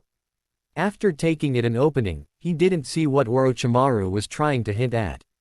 Though he did wince when he saw how poorly his son did. Seeing that Minato didn't get it, Orochimaru could only sigh. You don't see it, do you, Minato? Isn't it suspicious that his grades are more varied? How on every single exam, physical and written, he has managed to score 1 point above the failing threshold. That alone warrants suspicion. It's as if he is deliberately placing himself low in order to conceal his strengths. Now that I'm thinking about it more clearly, I'm sure that he's intentionally hiding his skills. Though for what reason, I'm not sure of. Orochimaru said, his brows furrowed in thought. Minato just couldn't wrap his mind around why his oldest would intentionally hide his skill if he was as skilled as Orochimaru was making him out to be. But why hide his skills? If he has the skill, why doesn't he show them to everyone? It sounds as if you're making him out to be a prodigy. If he was, he'd be the talk of the village. That's why I didn't place him with any of squads that I made, Minato. I don't want you to take this the wrong way, but my personal assessment of him is that he's a potential flight risk. He trusts no one in the village and because of that has no loyalty or love for it either. As soon as Orochimaru finished his assessment, he was met with an angry and accusatory glare from Minato. What are you implying, Orochimaru? Are you saying that my son is a potential threat to his squad mates and sensei, and a threat to the village? Minato wasn't happy that Orochimaru thought of his son as a threat to the safety of his ninja and village. He knew that his son wasn't treated the best, but he wouldn't turn on the village. Would he? Seeing that Minato was feeling conflicted on this matter, Orochimaru relented. Minato, I'll assign Naruto to a squad on the condition that my apprentice be his sensei. Not only because I trust her and you trust me, but she's one of the only people in the village that would be able to assess his mental state from observation alone. The only others being myself, Jiraiya, Tsunade, Ibiki, and Shizune. But I don't think that they should be removed from their posts for one genin, even if that genin is possibly unstable in your son. Minato thought about the situation deeply. On one hand he wanted to trust his instincts that his son wasn't a threat, but considering that Orochimaru said about him trusting no one was undoubtedly true, eventually, he had to place his village over his son as much as it pained him to do so. Alright Orochimaru, let's go with your plan. I'll trust that Anko won't be too. Anko, right. Seeing Orochimaru's wry smile in return, he could only hope that his son doesn't get pushed to the edge by his sensei. Well, now that we have that settled, let's rebuild the squads then. Starting with the ones who have the most flexibility in regards to possible positions. As he brought out a rooster and proceeded to highlight and circle prime individuals. Naruto's training ground. Back in the area that he and Ryuhei had first met, Naruto was going over his plan for the future. Having become a genin, he had also become an adult in the world. His first order of business was to move out of the compound that his family lived in, and find his own place to call home. The second regarded a much more serious topic, the being the dead last facade that he had built up over the past 4 years. It had worked as he intended in getting people to underestimate him, even if he was the son of the Hokage. But the problem now lied in whether or not he actually started to act seriously. Making such a large jump in skill would definitely raise alarms with everyone that knew him, especially his family, but considering no one ever paid attention to him, he could just write it off as him not trying because it wouldn't be worth the effort. That seemed like a plausible yet paper-thin excuse, but it'd do. He didn't need to explain his reasons to anyone. The final topic was one that was a bit touchy, but he needed to get over it. Now that he would be moving out and he was an adult, he needed to get over the fact the village basically erased his existence from it. While he wasn't going to betray the village or curse it, he wouldn't love it. It'd be just a place where he ate, slept, and worked for. The same would be applied to the people of the village. He'd act professionally with his teammates, his sensei, the merchants, villagers, other ninja, and his family. He wasn't going to let anywhere near his heart ever again. He'd pardon their past transgressions, but that'd be it. His plan set, he headed towards his soon-to-be ex-home. Time skip, 1 week later. Konoha Academy, Ruruka's classroom. Seeing the uncontained energy and excitement of his students, Ruruka could only smile at them. Until they were ignoring the fact that the bell had rung. All right everyone, sit down and quiet. Implementing his village-renowned Kyoto no Jutsu, his students immediately quieted down and finally focused their attention to him. Good, now that I have your attention, I'll be naming the squads that the Hokage has assigned you to. Starting with the students with limited skill sets, the squad list slowly approached the rounded genin. Team 7 will consist of Menma, Mito and Narumi Uzumaki Namikaze. Your sensei Kakashi Hatake. At that moment, many groans and complaints rang out about the newly dubbed, strongest team, Team Hokage's kids. Most were about the loss of their crush to be on their team. Though the genin involved only let their heads pound the desk, the unfortunate luck of having to stick with and deal with their siblings even when out on missions, and of having to deal with their perverted and habitually late older brother figure. After quieting down the class once more, Ruruka continued. Team 8 will consist of Hinata Hyuga, Kiba Inuzuka, and Shino Aburame. Your sensei, Kurenai Yuhi. Team 9 is still active. Team 10 will consist of Ino Yamanaka, Shikamaru Nara, and Choji Akamichi. Your sensei, Asuma Sarutobi. At that, Ino practically broke the desk she was at when her head slammed onto it. Crying about how she was put on the worst possible team, while behind her Shikamaru muttered a quiet, Mendokuse. His eye twitching slightly at the rude behavior of his student, Ruruka could only sigh before continuing. Team 11 will consist of Sasuke Uchiha, Sakura Haruno, and Sai. Your sensei, Genma Shiranui. Though, he was once again interrupted when Sakura rose out of her seat and flashed a victory sign at Ino, claiming that the power of love prevails over all obstacles, as Sasuke let his head drop. For the final time, Ruruka could only drop his head at his student's behavior before calling out the final team. The final team will be Team 12, which will consist of Yakumo Kurama, Satsuki Uchiha, and Naruto Uzumaki Namikaze. Your sensei, Enko Mitarashi. At that, the class went deathly quiet and some slowly turned their eyes towards the back where their most distant classmate sat. Of course, the lull was broken when Ruruka announced that their senseis would be coming to pick them up soon. As soon as that statement left his mouth, Kurenai arrived to pick up her team. Following her were Asuma and Genma. Left in the room were Team 7 and 12, Team 7 already knowing that they had a long wait ahead of them. After half an hour, the window flew open, followed by a kunai attached to a banner that read, "The great and sexy Enko Mitarashi has arrived," as a smoke bomb went off. Out of the smoke emerged Enko wearing her signature grin and glint in her eyes. Seeing the disbelief in the eyes of the genin, she couldn't help but snicker at them. Well, which of you brats belong to me? If you're a part of my team, then we're meeting at training ground 12 in 15 minutes. Don't be late or I'll hunt you down. On second thought, please be late. It'll make things more fun for me. Ya nay. After saying her part, she jumped out the window. After processing what just happened, Naruto let out a sigh as he stood up and walked out the door towards the training ground. Seeing their teammate leave, Satsuki and Yakumo followed him out the door, leaving Team 7 behind. Training ground 12. Arriving with 3 minutes left to spare, Naruto, Satsuki, and Yakumo stood awkwardly as they waited for their sensei to arrive. But they didn't have to wait long, as a pouting Enko dropped from the tree that they were standing under.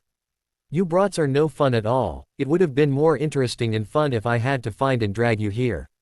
But oh well, why don't we get to know each other? Enko happily said, but instead of a quick response she got blank stares. But that was quickly broken when Yakumo raised her hand to ask a question. Enko-sensei, could you begin?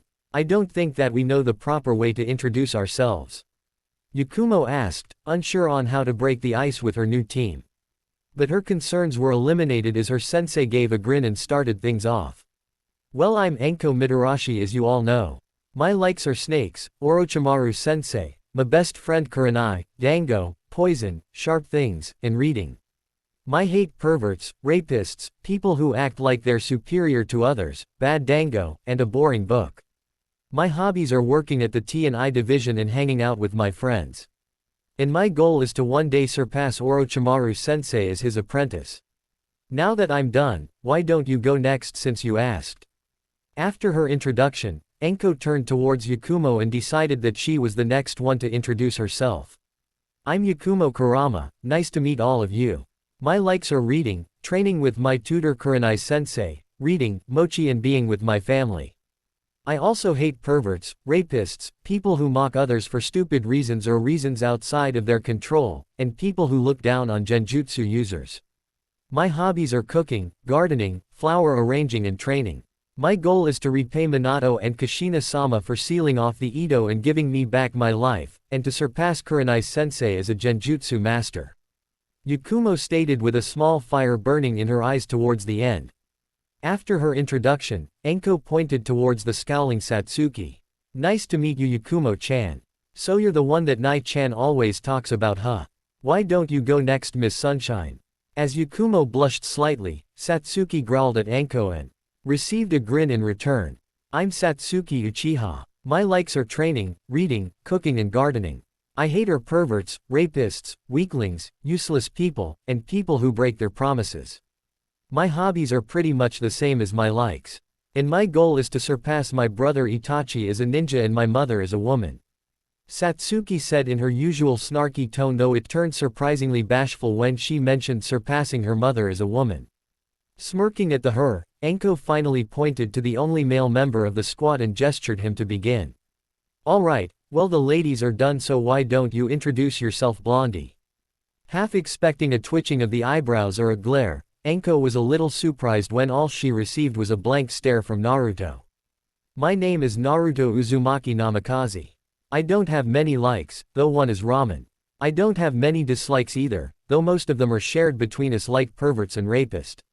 My hobby is training. As for my goal is to make someone proud of me. Introducing himself in his usual deadpan, Naruto finished his introduction. Though his goal caused quite a stir within his squad, all of them knew that he had no bonds to speak of, so this person he wanted to make proud had to have been someone special. And who would that be? Blondie. Very curious, Enko asked the obvious question, however she was met with his patented blank stare once more, followed by, "It doesn't concern you." Which irked her a lot, but instead of acting on it now she decided it was a good time to let her genin know about the test that they would be given. Well, now that most of us have introduced ourselves, she shot Naruto a look. You're still not truly genin of the leaf yet. You all still have one more test that you need to get through before you're field ready. So, tomorrow, meet back here at 10 a.m. sharp and don't eat any breakfast. I promise you that you'll just see it again within the hour. With that, Enko disappeared in a swirl of leaves using the Shunshin no Jutsu. After their sensei left, Satsuki and Yakumo gave each other a glance. They weren't on the best terms but weren't on the worst either. Most of this stemmed from Satsuki and Mito's rivalry, Yakumo somehow getting caught in the middle. However, they were on a team now, so it was in their best interest to get along, at least that was Yakumo's train of thought. Satsuki, I know that we're not best friends or friends at all, so why don't we start now since we're on a team now? Yakumo asked, hoping that she'd accept her offer of friendship. Satsuki really wanted to just leave and go home to train or cook or do something other than get along with Mito's friends, but she knew that she'd get an earful from her parents and older brother if she didn't at least try to get to know her, so she just sighed and accepted. Sure, whatever. Just don't try and be all chummy with me, we're not friends, just teammates.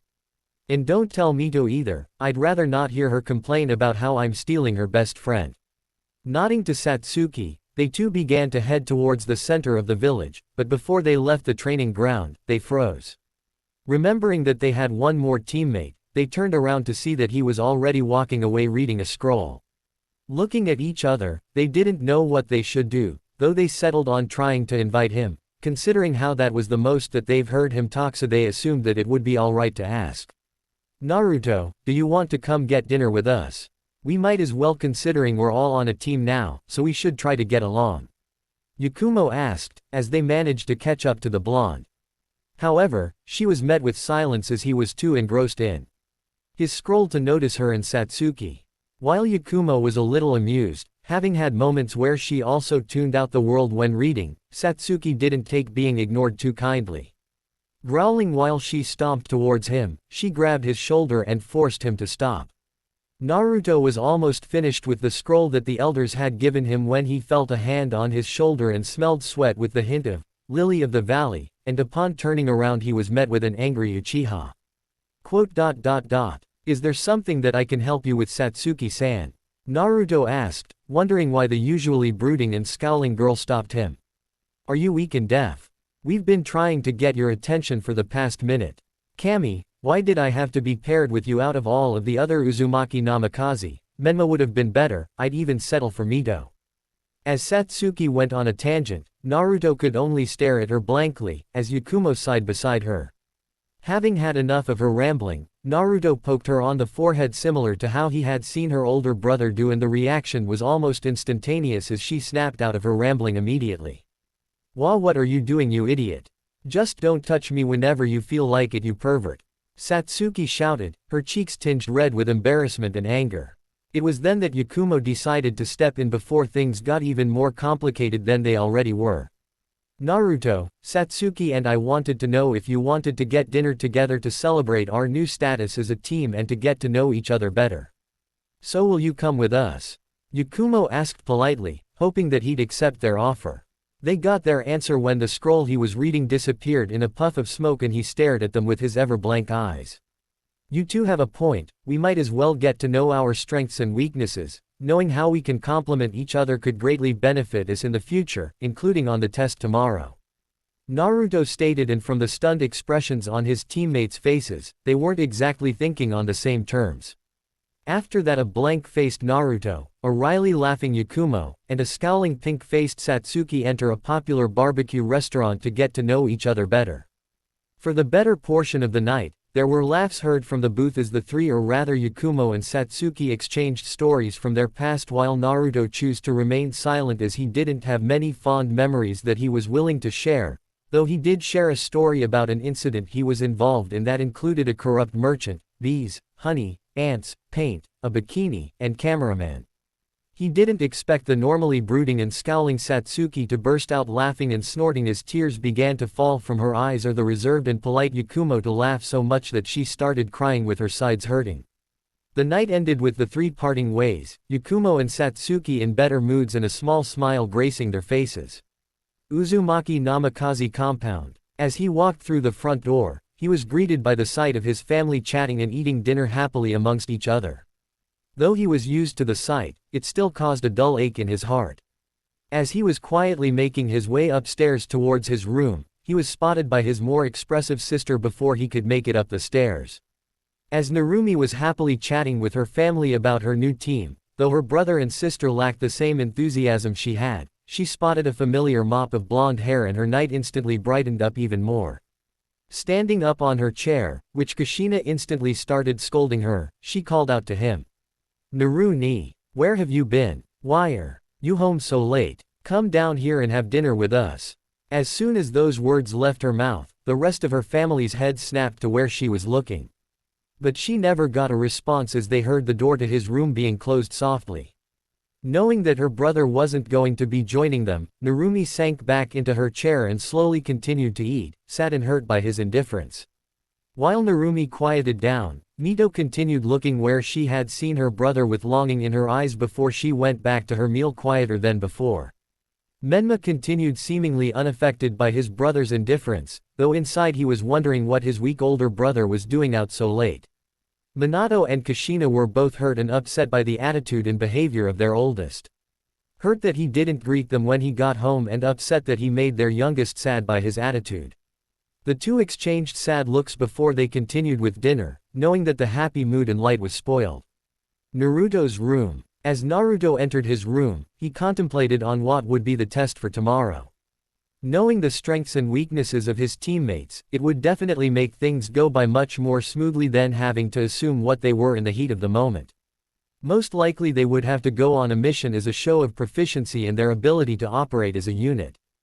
Starting tomorrow, he would be able to drop his facade and actually experience the world as a capable shinobi.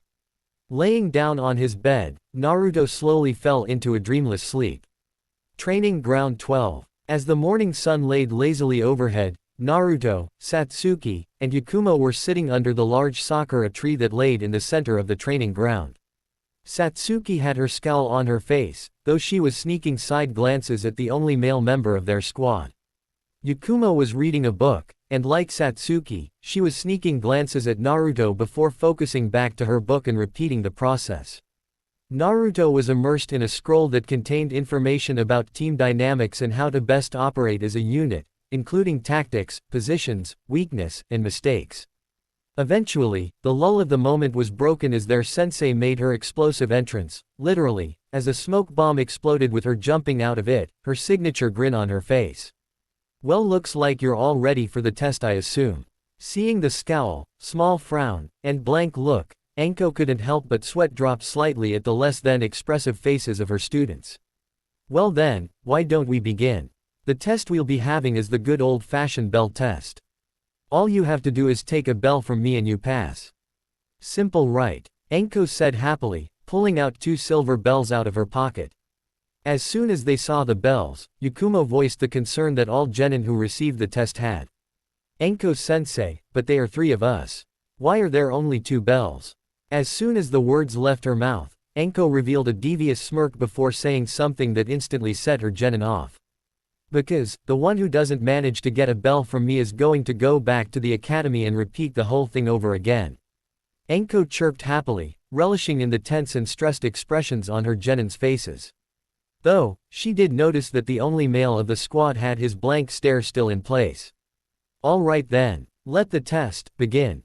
As soon as she said that, the 2 female members rushed into the woods, leaving her and Naruto behind. Raising an eyebrow, she gave Naruto an confused look. You know that you're supposed to hide and plan, right?" However, instead of a reply, Naruto walked back to the sakura tree and sat down. Opting to finish reading the scroll in partake in the test at the moment. Anko could only gawk at the audacity of the kid. Not only did he not answer her, which alone would have involved her using sharp things to make him answer her, he ignored the fact that he had a test going on. But she was broken out of her thoughts as a volley of shuriken forced her to jump back to avoid being hit. Satsuki was angry. She was angry and tense, most of which came from the stupid test that her sensei had given them. Not only would one of them fail, they'd have to go through the whole academy again, and that was something she wouldn't be taking a part of. After she had hidden herself in a few meters back, she saw her idiot of a teammate just give up, without lifting a finger. She knew that he was the dead last of the academy, but that didn't mean that he should give in without a fight. Not that she cared if he passed anything like that, but then she noticed that when he was walking back to the tree, her sensei let down her guard and she took advantage of it by throwing a handful of shuriken and charging in. After closing in the distance between, she started the bout with her sensei off with taijutsu.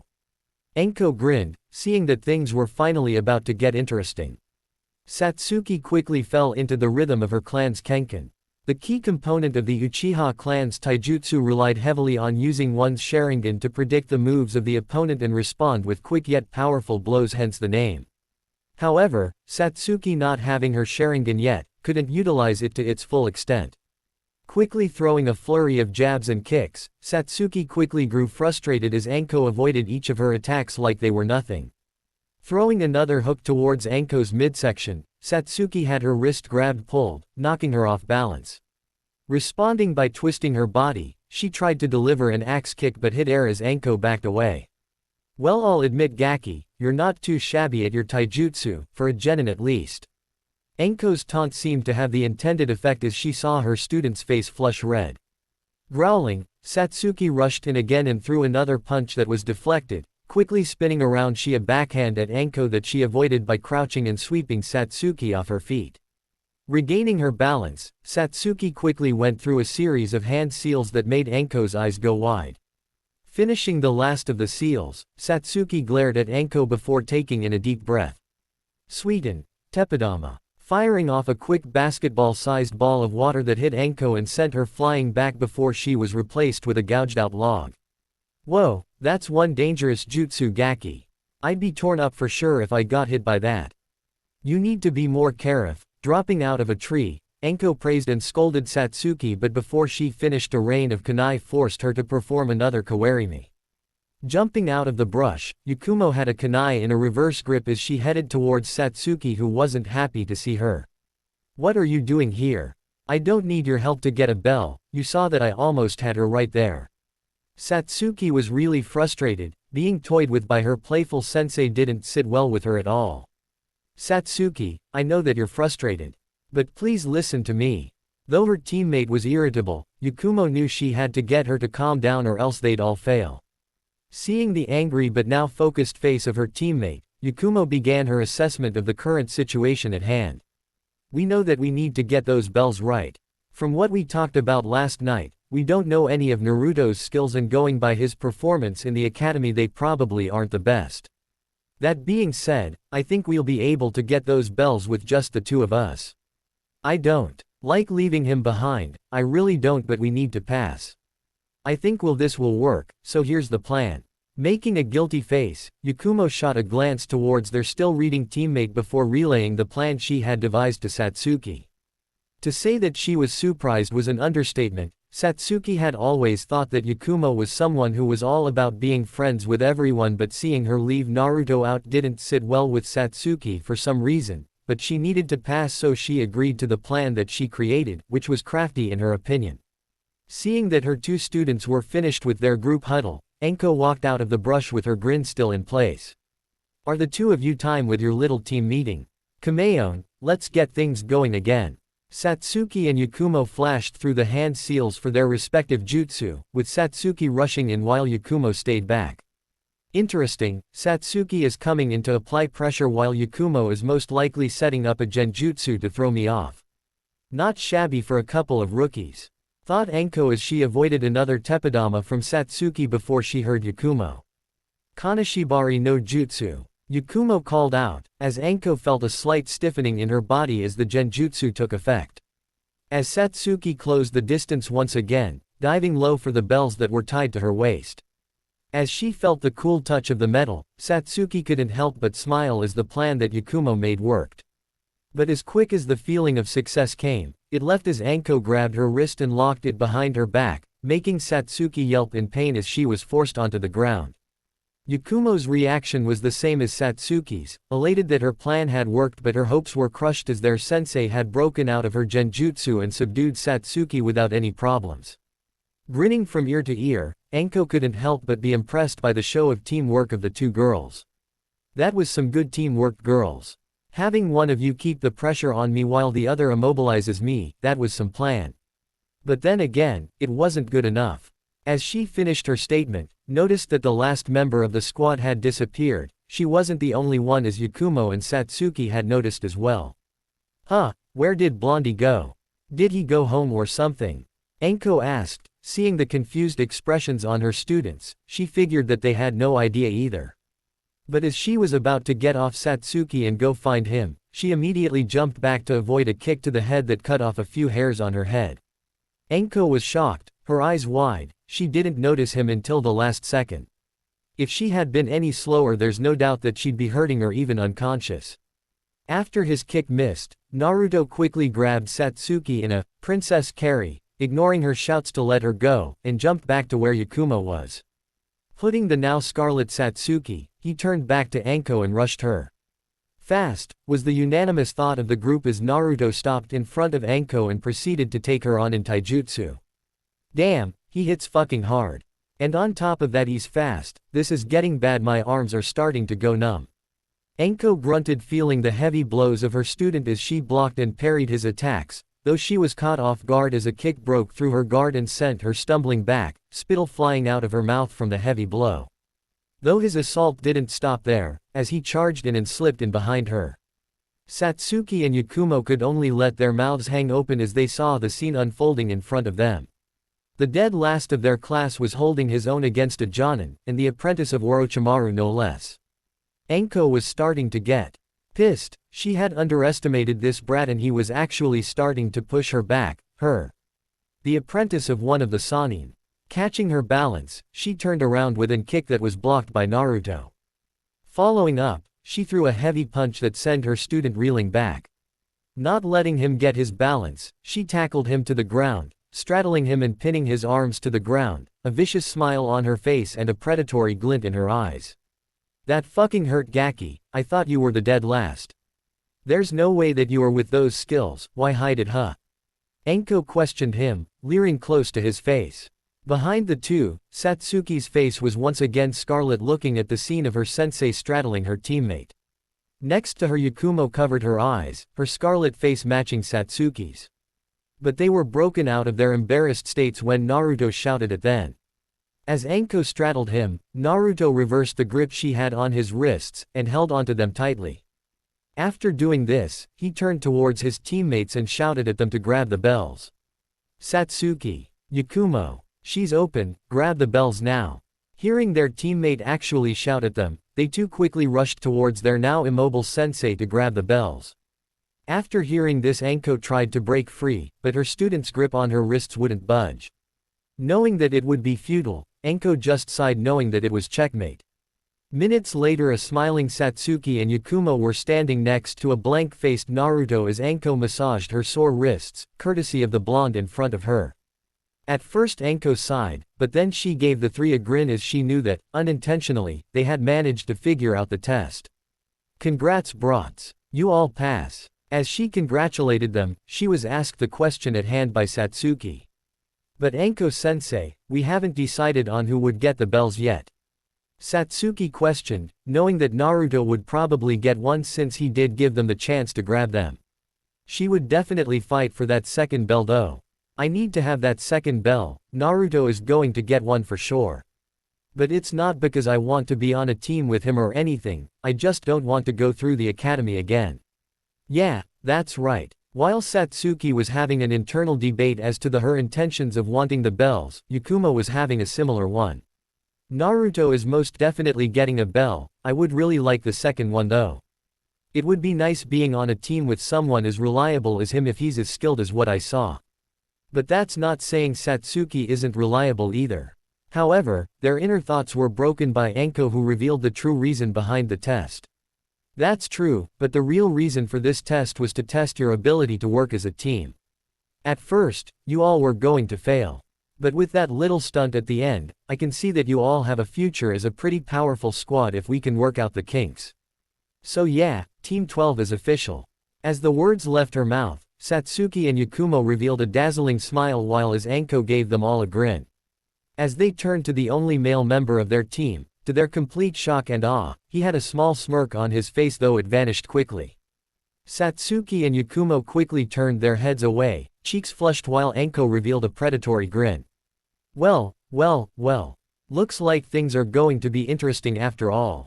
Hokage's Tower. A few hours after the final Genin exams were concluded, Minato as well as the Jonin who proctored the exams were discussing the results of the tests. Well, how did the Genin perform on their tests, everyone? Getting mixed responses from the Jonin, Minato decided to call them in order of team number to give their reports. Most of them were able to pass, but a few failed due to conflicts within the team, which caused them to fail in working as a team. Team 7 passes Minato-sensei, but that's to be expected as they're all siblings and know each other pretty well. Kakashi gave his report, happy that his team passed. Getting a smile and nod from Minato, he continued with the reports. Team 8 passes as well, Minato-sama, though Kiba Inuzuka is trying to assert himself as the alpha of the team. I'll have to work on getting him out of a pack mindset. Kurenai reported, confident that her team will become a strong one in the future. Minato also was pleased, he knew how the Inuzuka clan operated on a similar level to how a pack of wolves operated, so Kiba was only doing what his clan did. Team 10 also passes Minato-sama, though the new Ino Cho seem out of balance. Shikamaru and Choji get along great, but Ino isn't trying at all to get to know them or work with them at all. Shikamaru needed to appeal to her pride in order to get her to work with them, hopefully she breaks out of it. Asuma reported, concerned about the future of his team due to the blonde. Minato could only laugh wryly, knowing how Inoichi's daughter was absolutely obsessed with his son Menma. Hopefully she'd get into the Kunoichi mindset soon though. Team 11 has passed as well, Minato-sama, however they are not exactly team material. Sasuke Uchiha shows no aptitude for teamwork, opting to work alone. Adding onto that, he doesn't try to associate with his teammates at all, even when they were struggling to pass my test. Sakura Haruno is the exact opposite to Sasuke, all she is trying to do is to get him to agree to go on a date with her. While this wouldn't be normally a problem, she seems obsessed with him, to the point where Sai badmouthed him, she slugged him across the face. That brings me to Sai, he's different. I don't know, but I get the feeling that he isn't a genin, he's far too perceptive to be. After about half an hour, he got his teammates together and immediately told them about how teamwork was the key to the test. I won't do anything now, but I'll keep you updated about him. Genma reported with a sigh, knowing that he'd have his work cut out for him in the future. Minato gave a sharp nod in response. Orochimaru also commented on this team, saying that they would either sink or swim, the team dynamic being somewhat similar to his own. But he did warn Minato to pay attention to Sai, as he had his suspicions about him as well. Team 12 also passed Hokage-sama. They were pretty good for a couple of rookies. Satsuki and Yakumo managed to bind me for a few seconds with their teamwork. But the most surprising thing was Naruto. At that statement, everyone's attention was focused on Anko. Minato's eyes widened by her statement and asked if she could continue, which she did. While it was just taijutsu, that kid is fast. And I mean fast. I'd estimate that in terms of pure speed, he's at least low jonin. But that's not all, he hits pretty flippin' hard too. Lifting the sleeves of her trench coat, Anko showed the light-colored bruises that spotted her arm. These were all from him. I'm not joking when I say he actually pushed me to start trying. The first move he made was a kick to the head, and I'm sure if I didn't dodge it, I'd be in the hospital with a concussion. At the end of her report, everyone in the room quieted. The supposed dead last of the academy managed to actually make the normally playful Anko try. That sent a shock through their systems as well as curiosity as to what else he could have been hiding. Minato knew that he had to get to the bottom of that mystery when he got back home. Thank you everyone. For the genin who didn't pass, please notify them that they will be put on reserve until they are placed on a team that works for them. Alright. That's all I have. Thank all of you for your reports and meet me tomorrow for your squad's first mission. Anko, could you stay behind please? I need to talk to you. With that he dismissed the jonin, with the exception of Anko. What's up Hokage-sama? Anko asked, though she knew what he was probably going to ask about. It's not every day the son you everyone called a failure managed to single-handedly take on a jonin, even if they weren't going at 100%. I'm sure you already know, but it's about Naruto. I wanted to know, since I know that Orochimaru asked you to monitor him for me, what do you think his mental state is? Do you think he's a treat to the village? Please be honest with me. Minato asked in a slightly hesitant manner. Before he believed that his son wasn't a threat to the village, but after hearing how he managed to go toe-to-toe with one of the top ninja in his village, he needed to be sure. Not just as a father but as the Hokage. As of right now, I'm not sure Minato-sama. From what I've gathered, it doesn't seem like he hates the village, but I know he doesn't have any love for it either. Judging from his body language when he interacts with other people, he doesn't really pay attention to them since he doesn't tense up or relax around any one person.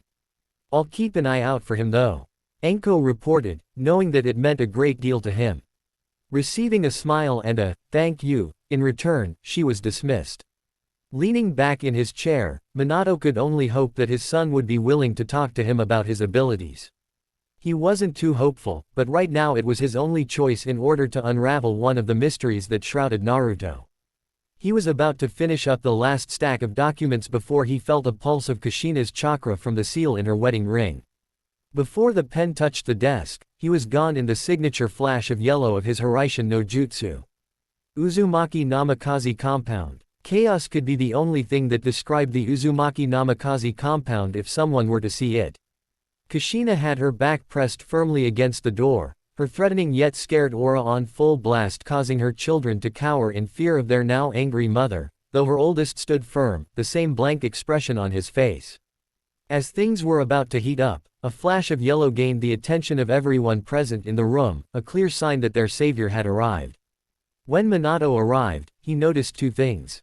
1. His wife had an aura he hadn't felt in ages. The last time he felt this aura was when a Rouge ninja called her by her moniker of the red-hot-blooded habanero. Things weren't pretty afterwards.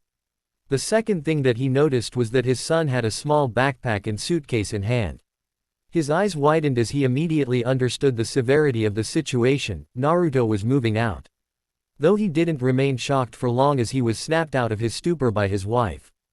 Minato. Naruto's moving out. I need you to help me convince him to stay here. Kushina said frantically, tears starting to form at the corners of her eyes. Seeing his wife in such a state broke Minato's heart. Stealing his resolve and facing his son, Minato tried to persuade his son to stay at the compound. Naruto, Minato spoke softly, why are you moving out? Your home is here with us. If space is what you want, we can arrange that. We can find somewhere on the compound for you to call your own place if you want. We still care about you regardless of what happened in the past. I don't know why we acted the way we did, but we're going to make it up to you if you give us the chance, Naruto. Just, please don't leave us. Don't leave your family. Minato said with a sad tone, the tears in his eyes reflecting the sorrow in his heart. Kushina picked up where Minato left off, taking a shaky step towards her oldest, tears freely flowing from her eyes now. Naru-chan, you can't move out. You're only 13, where would you stay? How are you going to pay your rent with just a starting genin's earnings from missions? Who will make sure that you're eating right? Please Naru-chan, don't leave us, please don't. Kushina was openly weeping now, holding onto her husband for support as she continued to plead her oldest son to stay. I know that we've been terrible parents to you, and I know that I've been a horrible mother. We've never showed you the love that you deserved or needed, but we're going to make it up to you. Just please give us another chance. Let us be your family again, please.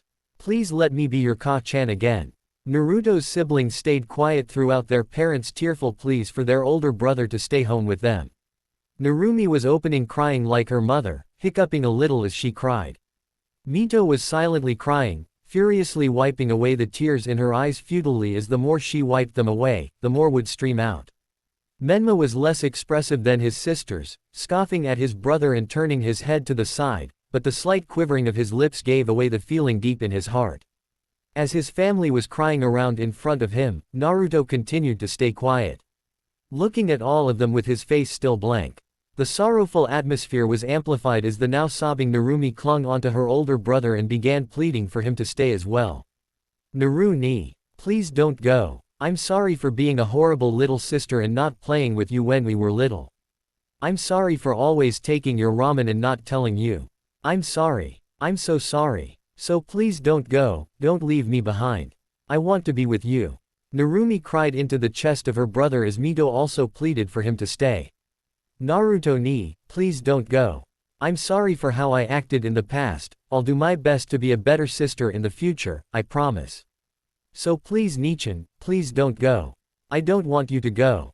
Mito begged, finally letting out a few hiccups of her own. Menma just turned towards his older brother and locked stares with him, that blank look in his brother's eyes making him snap. Just go, you loser. Can't you see that you're nothing but a problem for us? If you were never here, Tu-san, Ka-chan, Mito, and Narumi wouldn't be crying. So do us all a favor and just get out already. I don't need a useless brother like you, or do I want one? You've never done anything that an older brother should do, so why bother wanting you to stay around? Just go. None of us need you. After his small rant, Menma looked away, his lip quivering much more as a few tears leaked out of his eyes. Finally, after hearing the members of his family speak from their hearts, Naruto removed Narumi's arms from him and proceeded towards the door, much to the horror and utter despair of his family. Near the entrance of the door, he proceeded to turn around and address his family as a whole. I've lived the majority of my life without any of you being a part of it. By now you all should know better than anyone else that I'm not a helpless child that needs to be coddled by his family. I learned to look out for myself by the time I turned 5 years old, that was 8 years ago. For 8 years I've lived without experiencing your love or attention, why would I need or even want it now? Whether you like it or not, I've already become my own person and I intend on living my own life outside of this house. You owe me that much at least. Naruto said, his eyes narrowing at the end into an ice-cold glare that actually made his family flinch. Finished with his statement, he turned around and began walking out the door, as his family started to break down behind him. Stopping as he opened it, he spoke one last time before he departed to his new apartment. A family is supposed to love you unconditionally, and care for you without having to be asked to. From what I've experienced all these years, you shouldn't be considered my family. We should just be people who share the same blood, and that alone does not define a family. But I can't cut my ties with you no matter how hard I try. Thank you for the things that you have done, like providing me a bed to sleep on. I'll forgive you all for what you've done in the past because the past is the past and I live in the present, however don't expect a place in my heart. It'd be too painful for anyone to have place there anymore. Whispering the last part so only he heard it, Naruto turned around and gave them a small bow, then walked out of the Uzumaki Namikaze compound, towards the edge of the village where his new home laid. As the door closed with a soft thud, Kushina immediately ran into her room and slammed the door. Stifled sobbing could be heard through the door. Minato quickly chased after his wife, feeling the same emotions as she did flooding in his heart. Menma scoffed, and quickly went to his room, wiping the tears from his eyes as he muttered something about his brother under his breath. Mito and Narumi were hugging each other for physical and emotional support as they continued to cry and hiccup. The two eventually going to their rooms, as more stifled whimpers could be heard from the outside. Reaching her room, Kushina slammed and locked it behind her. Throwing herself on the bed, she continued to sob uncontrollably, the cold eyes of her son and his words cutting deeply into her heart. She heard Minato knocking on the door, begging her to let him comfort her, but she knew it wouldn't do a thing to ease her the pain in her heart at the moment.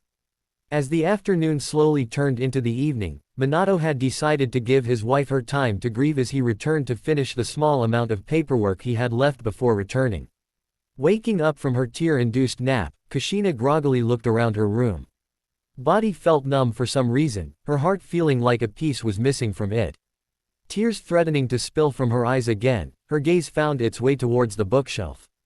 Slowly making her way over, she found what she was looking for, her family's photo album.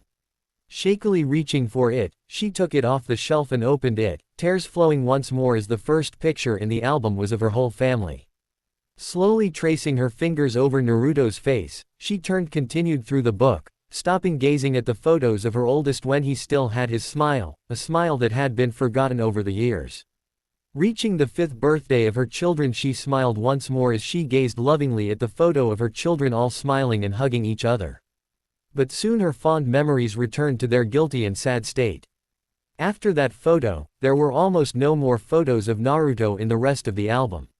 Frantically flipping through the pages, she finally found one last photo of him, one that shattered what little hope she had in her son returning to her family.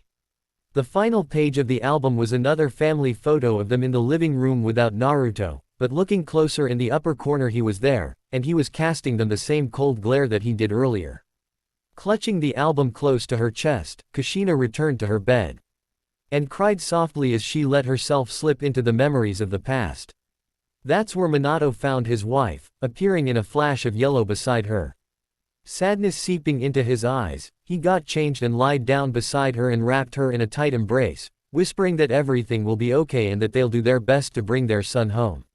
Responding to Minato's comforting words, Kushina snuggled deeper into her husband's embrace, dreaming of a smiling Naruto running towards her before giving her a love-filled hug. I'm home, Ka-chan. Naruto's apartment. As the evening turned to night, Naruto had finished tidying up and furnishing his apartment.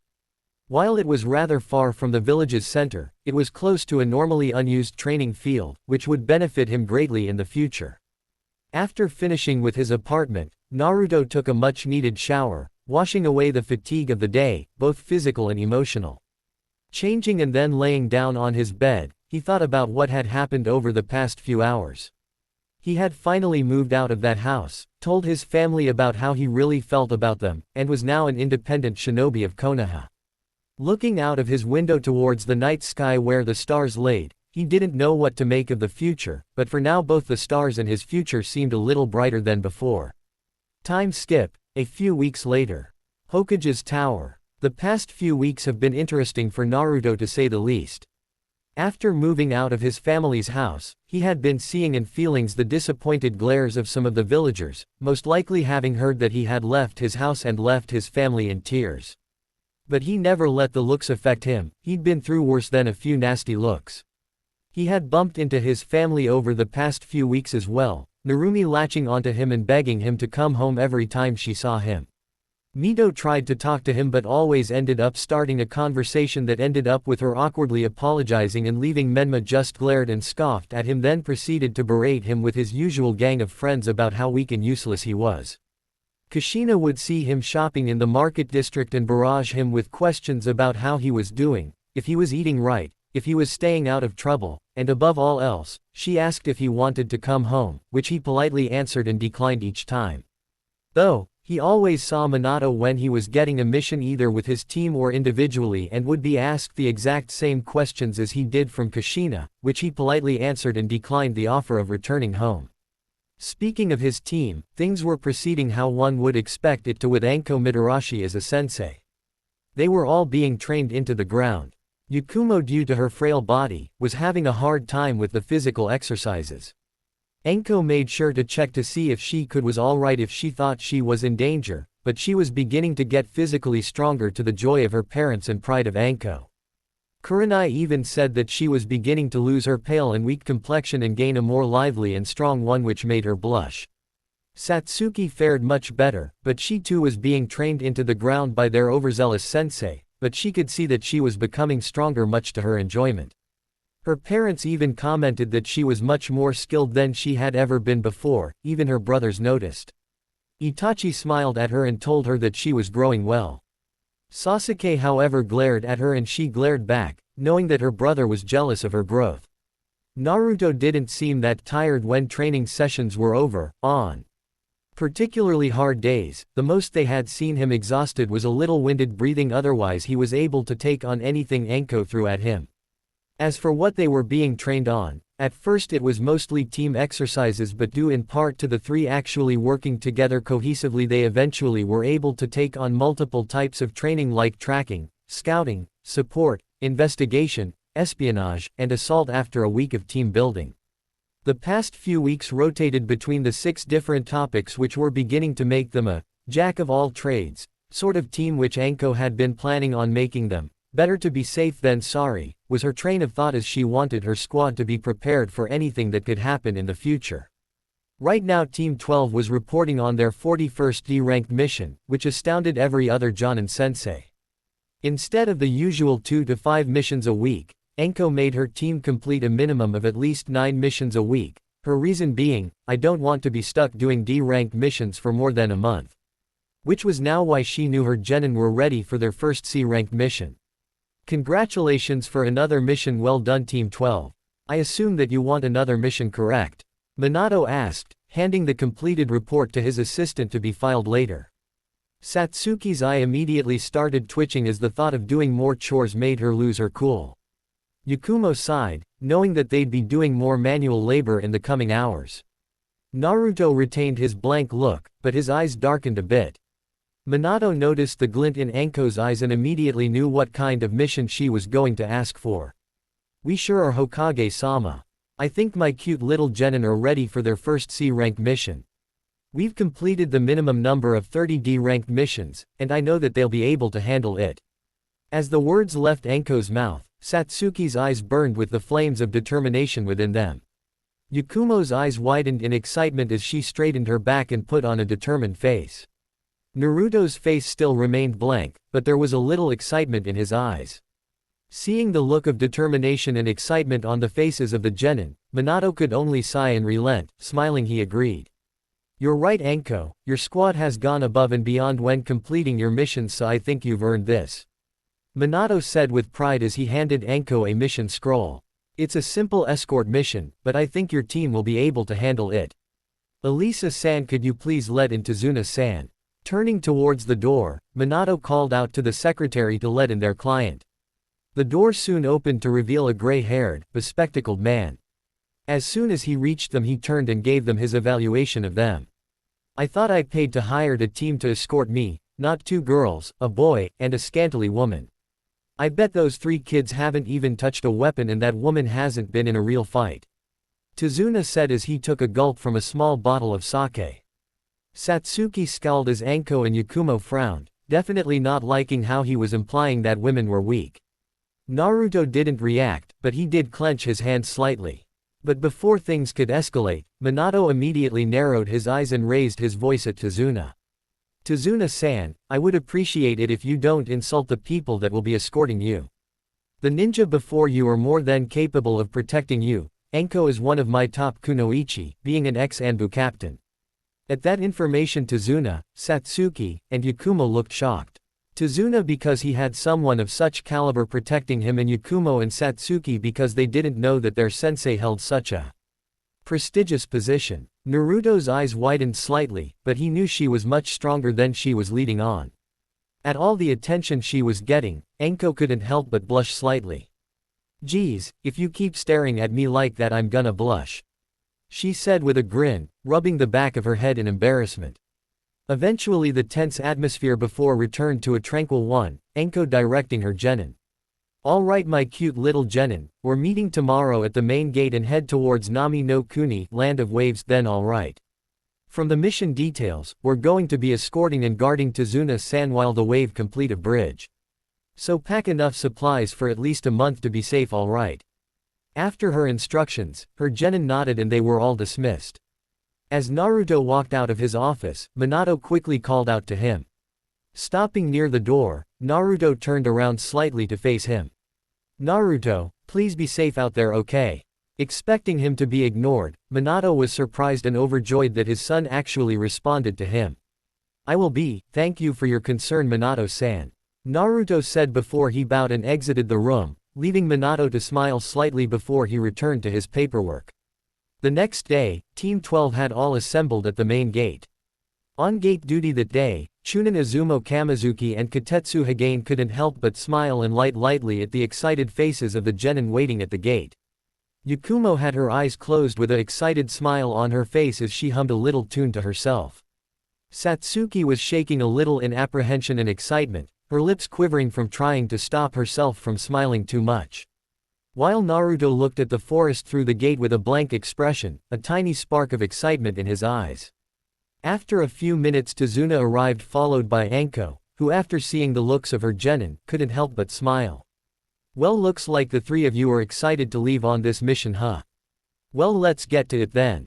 As she gave her orders, she received a unanimous, "Hi" from her genin as they headed towards Nami no Kuni. As Team 12 headed towards Nami no Kuni, Anko noticed that Tazuna looked more tense than an escort client should be. It was almost as if he was marked for death. Then she noticed a large puddle ahead and narrowed her eyes. A puddle that big, even if it rained recently it wouldn't be that big. Definitely has to be genjutsu. But maybe this'll be a good test to see how they handle a situation under pressure. If things start to turn, I'll step in. After making the decision of letting her team handle things, Anko walked on the puddle as chains wrapped around her and ripped her to pieces, to the horror of her genin and Tazuna. The chains retracted as 2 cloaked figures charged at the group, claw-like gauntlets raised to strike. One down, one of the cloaked figures said as they approached the group. Satsuki froze, she thought her sensei was one of the best in the village. If she got taken down, what good would she be? Swallowing her fear, she dodged the cloaked figure with straight hair as they lunged at her with his gauntlet. Yakumo, seeing Satsuki in trouble, immediately threw a volley of shuriken at the person attacking her, managing to get her attention long enough for Satsuki to kick them away, as she threw her own shuriken. While Satsuki and Yakumo were occupied with one of the cloaked figures, the other one with unruly hair charged him and Tazuna. Tazuna was scared. He had seen an ex-Anbu captain get ripped to pieces and now he was going to see a couple of kids get killed before he died. The girls were managing to hold off one of them, but the blonde alone wasn't going to hold off the other one. As the other attack approached, Tazuna couldn't only watch in shock and awe as the blonde-headed kid actually stopped them. Maizu couldn't believe was just happened. A kid stopped his attack with just a kunai. A kunai against his gauntlet. But he responded as he felt pain erupt on the right side of his body. As Maizu lunged at him, Naruto whipped out a kunai in a reverse grip, letting the gauntlet of his opponent glide across the blade of his kunai, Naruto deflecting the attack to the left side of his body, and judging from the shock of his opponent he didn't expect that to happen. Oh well, Naruto thought as he retaliated, spinning and connecting his elbow to the left side Mizu's body, a sickening snap echoing across the road as Mizu fell to the ground gasping for breath and clutching the side of his body. However, Naruto didn't his assault as he turned around and stuck the back of Mizu's head, his opponent's head impacting the ground with a dull thud as he remained motionless. Gozu couldn't believe his eyes when he saw his older brother hit the ground, holding his side. He didn't expect the kid to be skilled enough to handle his brother, let alone beat him. But his distraction cost him as a kick connected to his stomach, making him gasp for air. But he found himself unable to take a breath, as if there was no air for him to breathe. Panicking and disoriented, he slowly lost conciseness as his world turned black. As Naruto finished dealing with his opponent, Yakumo had finished the signs to her jutsu as Satsuki managed to land a kick to Gozu's midsection. Staring right at Gozu, Yakumo whispered, "Botsuraku Gozo no Jutsu." Seeing her opponent's look of shock as they tried to take a breath, Yakumo knew that it had worked. As Satsuki was about to strike again, she saw her opponent trying to take a breath and knew that it was Yakumo's jutsu at work. Sighing, the two were about to relax before they remembered the other one. Snapping their heads back towards their teammate, their jaws dropped as they saw him tying the other assailant up, the same blank expression on his face. To say Anko was shocked would be an understatement. Not only had her team managed to hold off enemy ninja, they managed to hold their own against two Chunin-ranked opponents. While we was extremely impressed with Satsuki and Yakumo's incredible teamwork, she was at a loss for words when she saw how efficiently and brutally Naruto took down his opponent.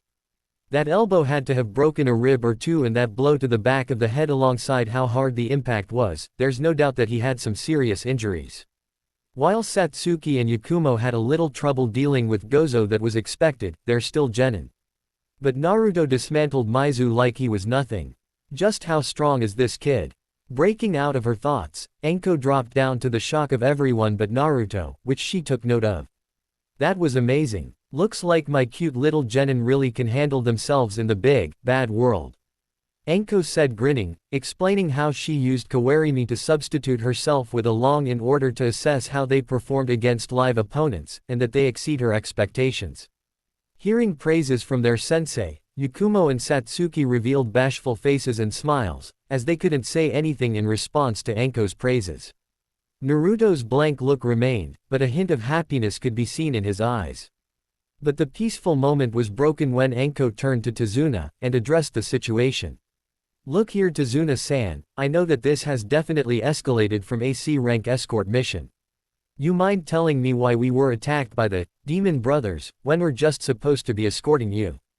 Anko said, a scary and angry glint in her eyes at the audacity of the man to put her genin in danger. Tazuna almost immediately went down to his knees and begged them to help him. Telling them about the situation with Nami no Kuni, about how a crime lord, Gato, has taken over and practically ruled the small village with an iron fist. That AC rank mission was the most that they could afford with the allotted funds from the few villagers who had extra to spare.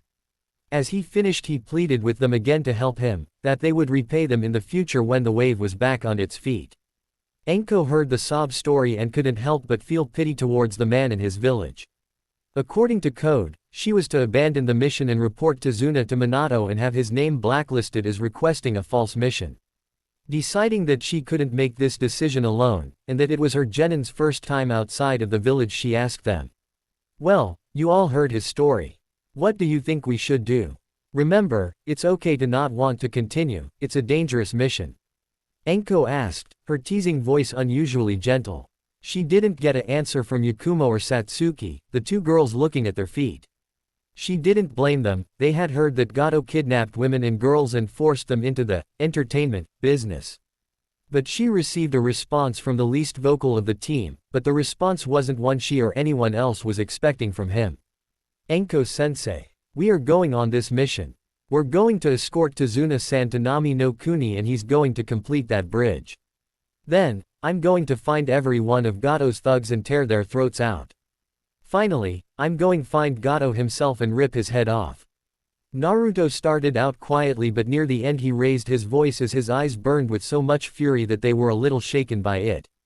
But as quickly as it came, it left, his blank face returning, though they could tell how he felt from the small scowl now on his face. While she was shaken at him at first, Satsuki steadied her resolve and agreed with her teammate, though not about the killing part. Yakumo followed suit, knowing that it'll be dangerous and that she could become a liability given her condition, but steeled her resolve. Enko, seeing the now determined faces of her genin, could only smile at them for wanting to help Tazuna. Though she was a little scared of Naruto's proclamation, he wasn't actually going to kill anyone, was he?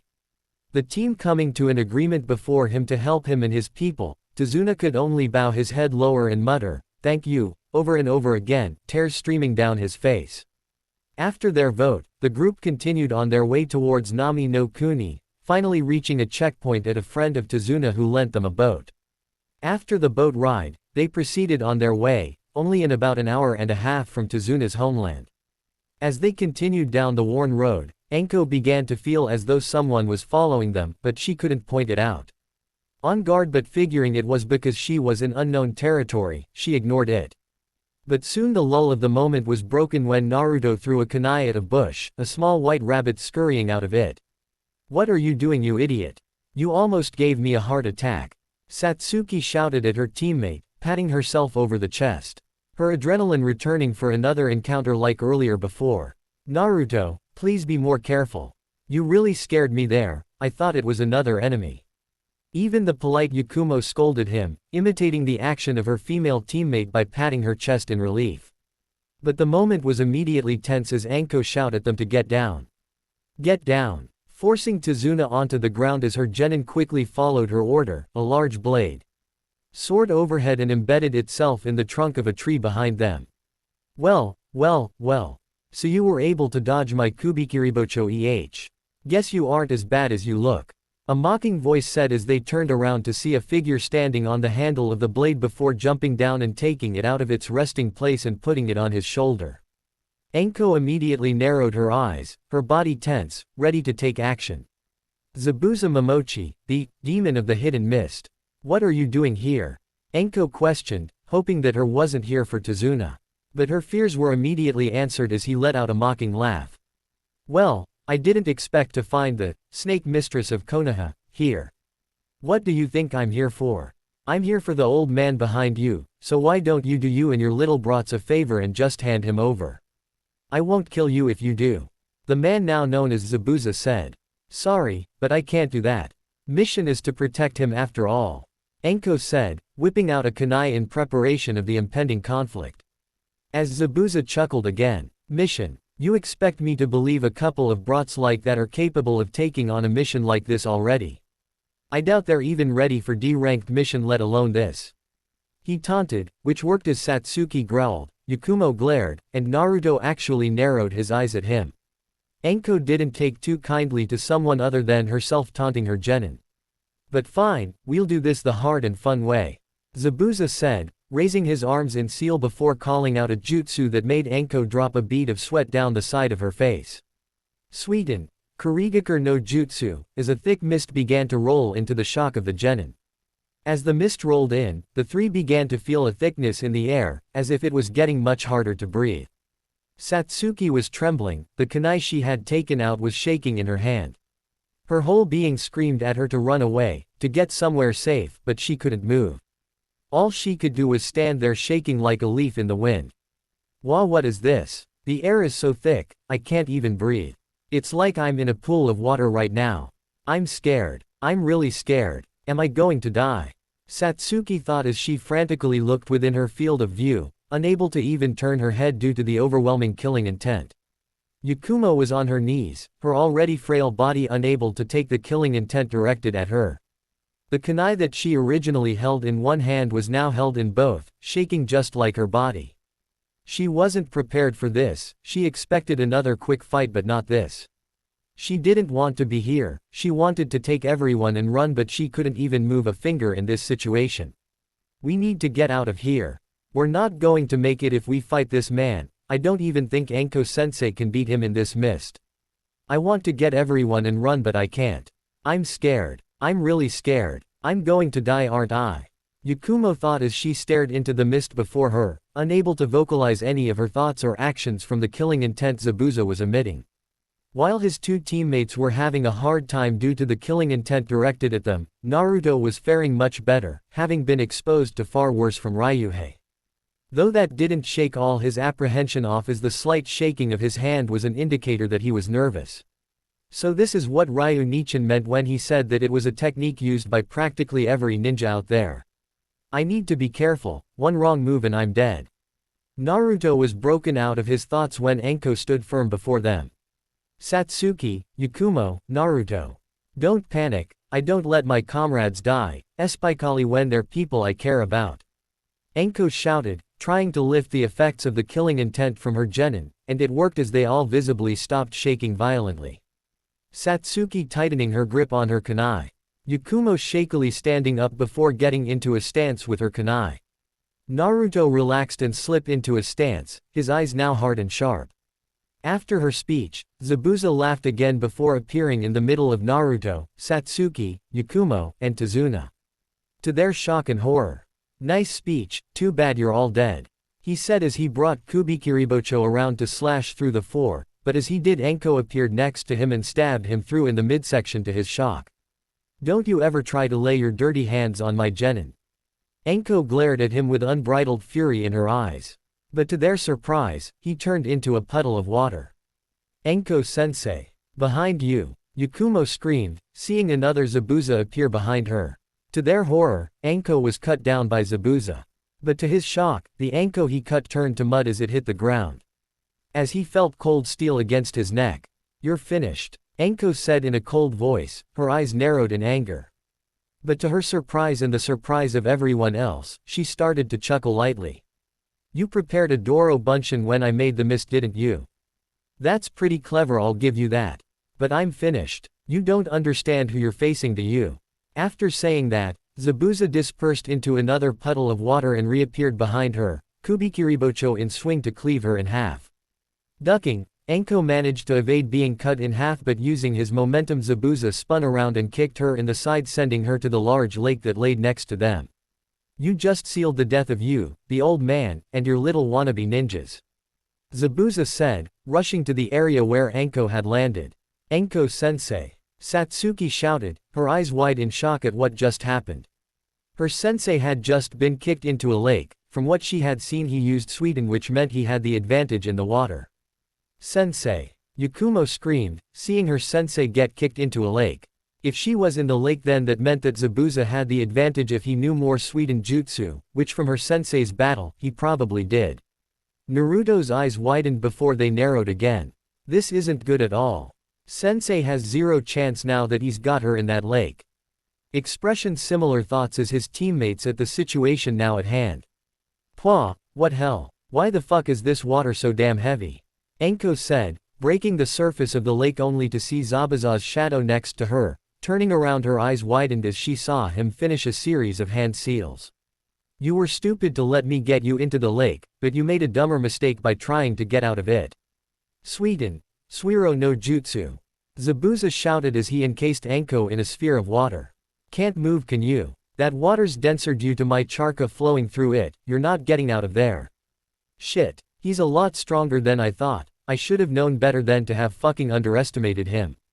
Enko angrily thought, her overconfidence was going to cost her own life, the life of Tazuna, but worst of all, it was going to cost her the lives of her genin.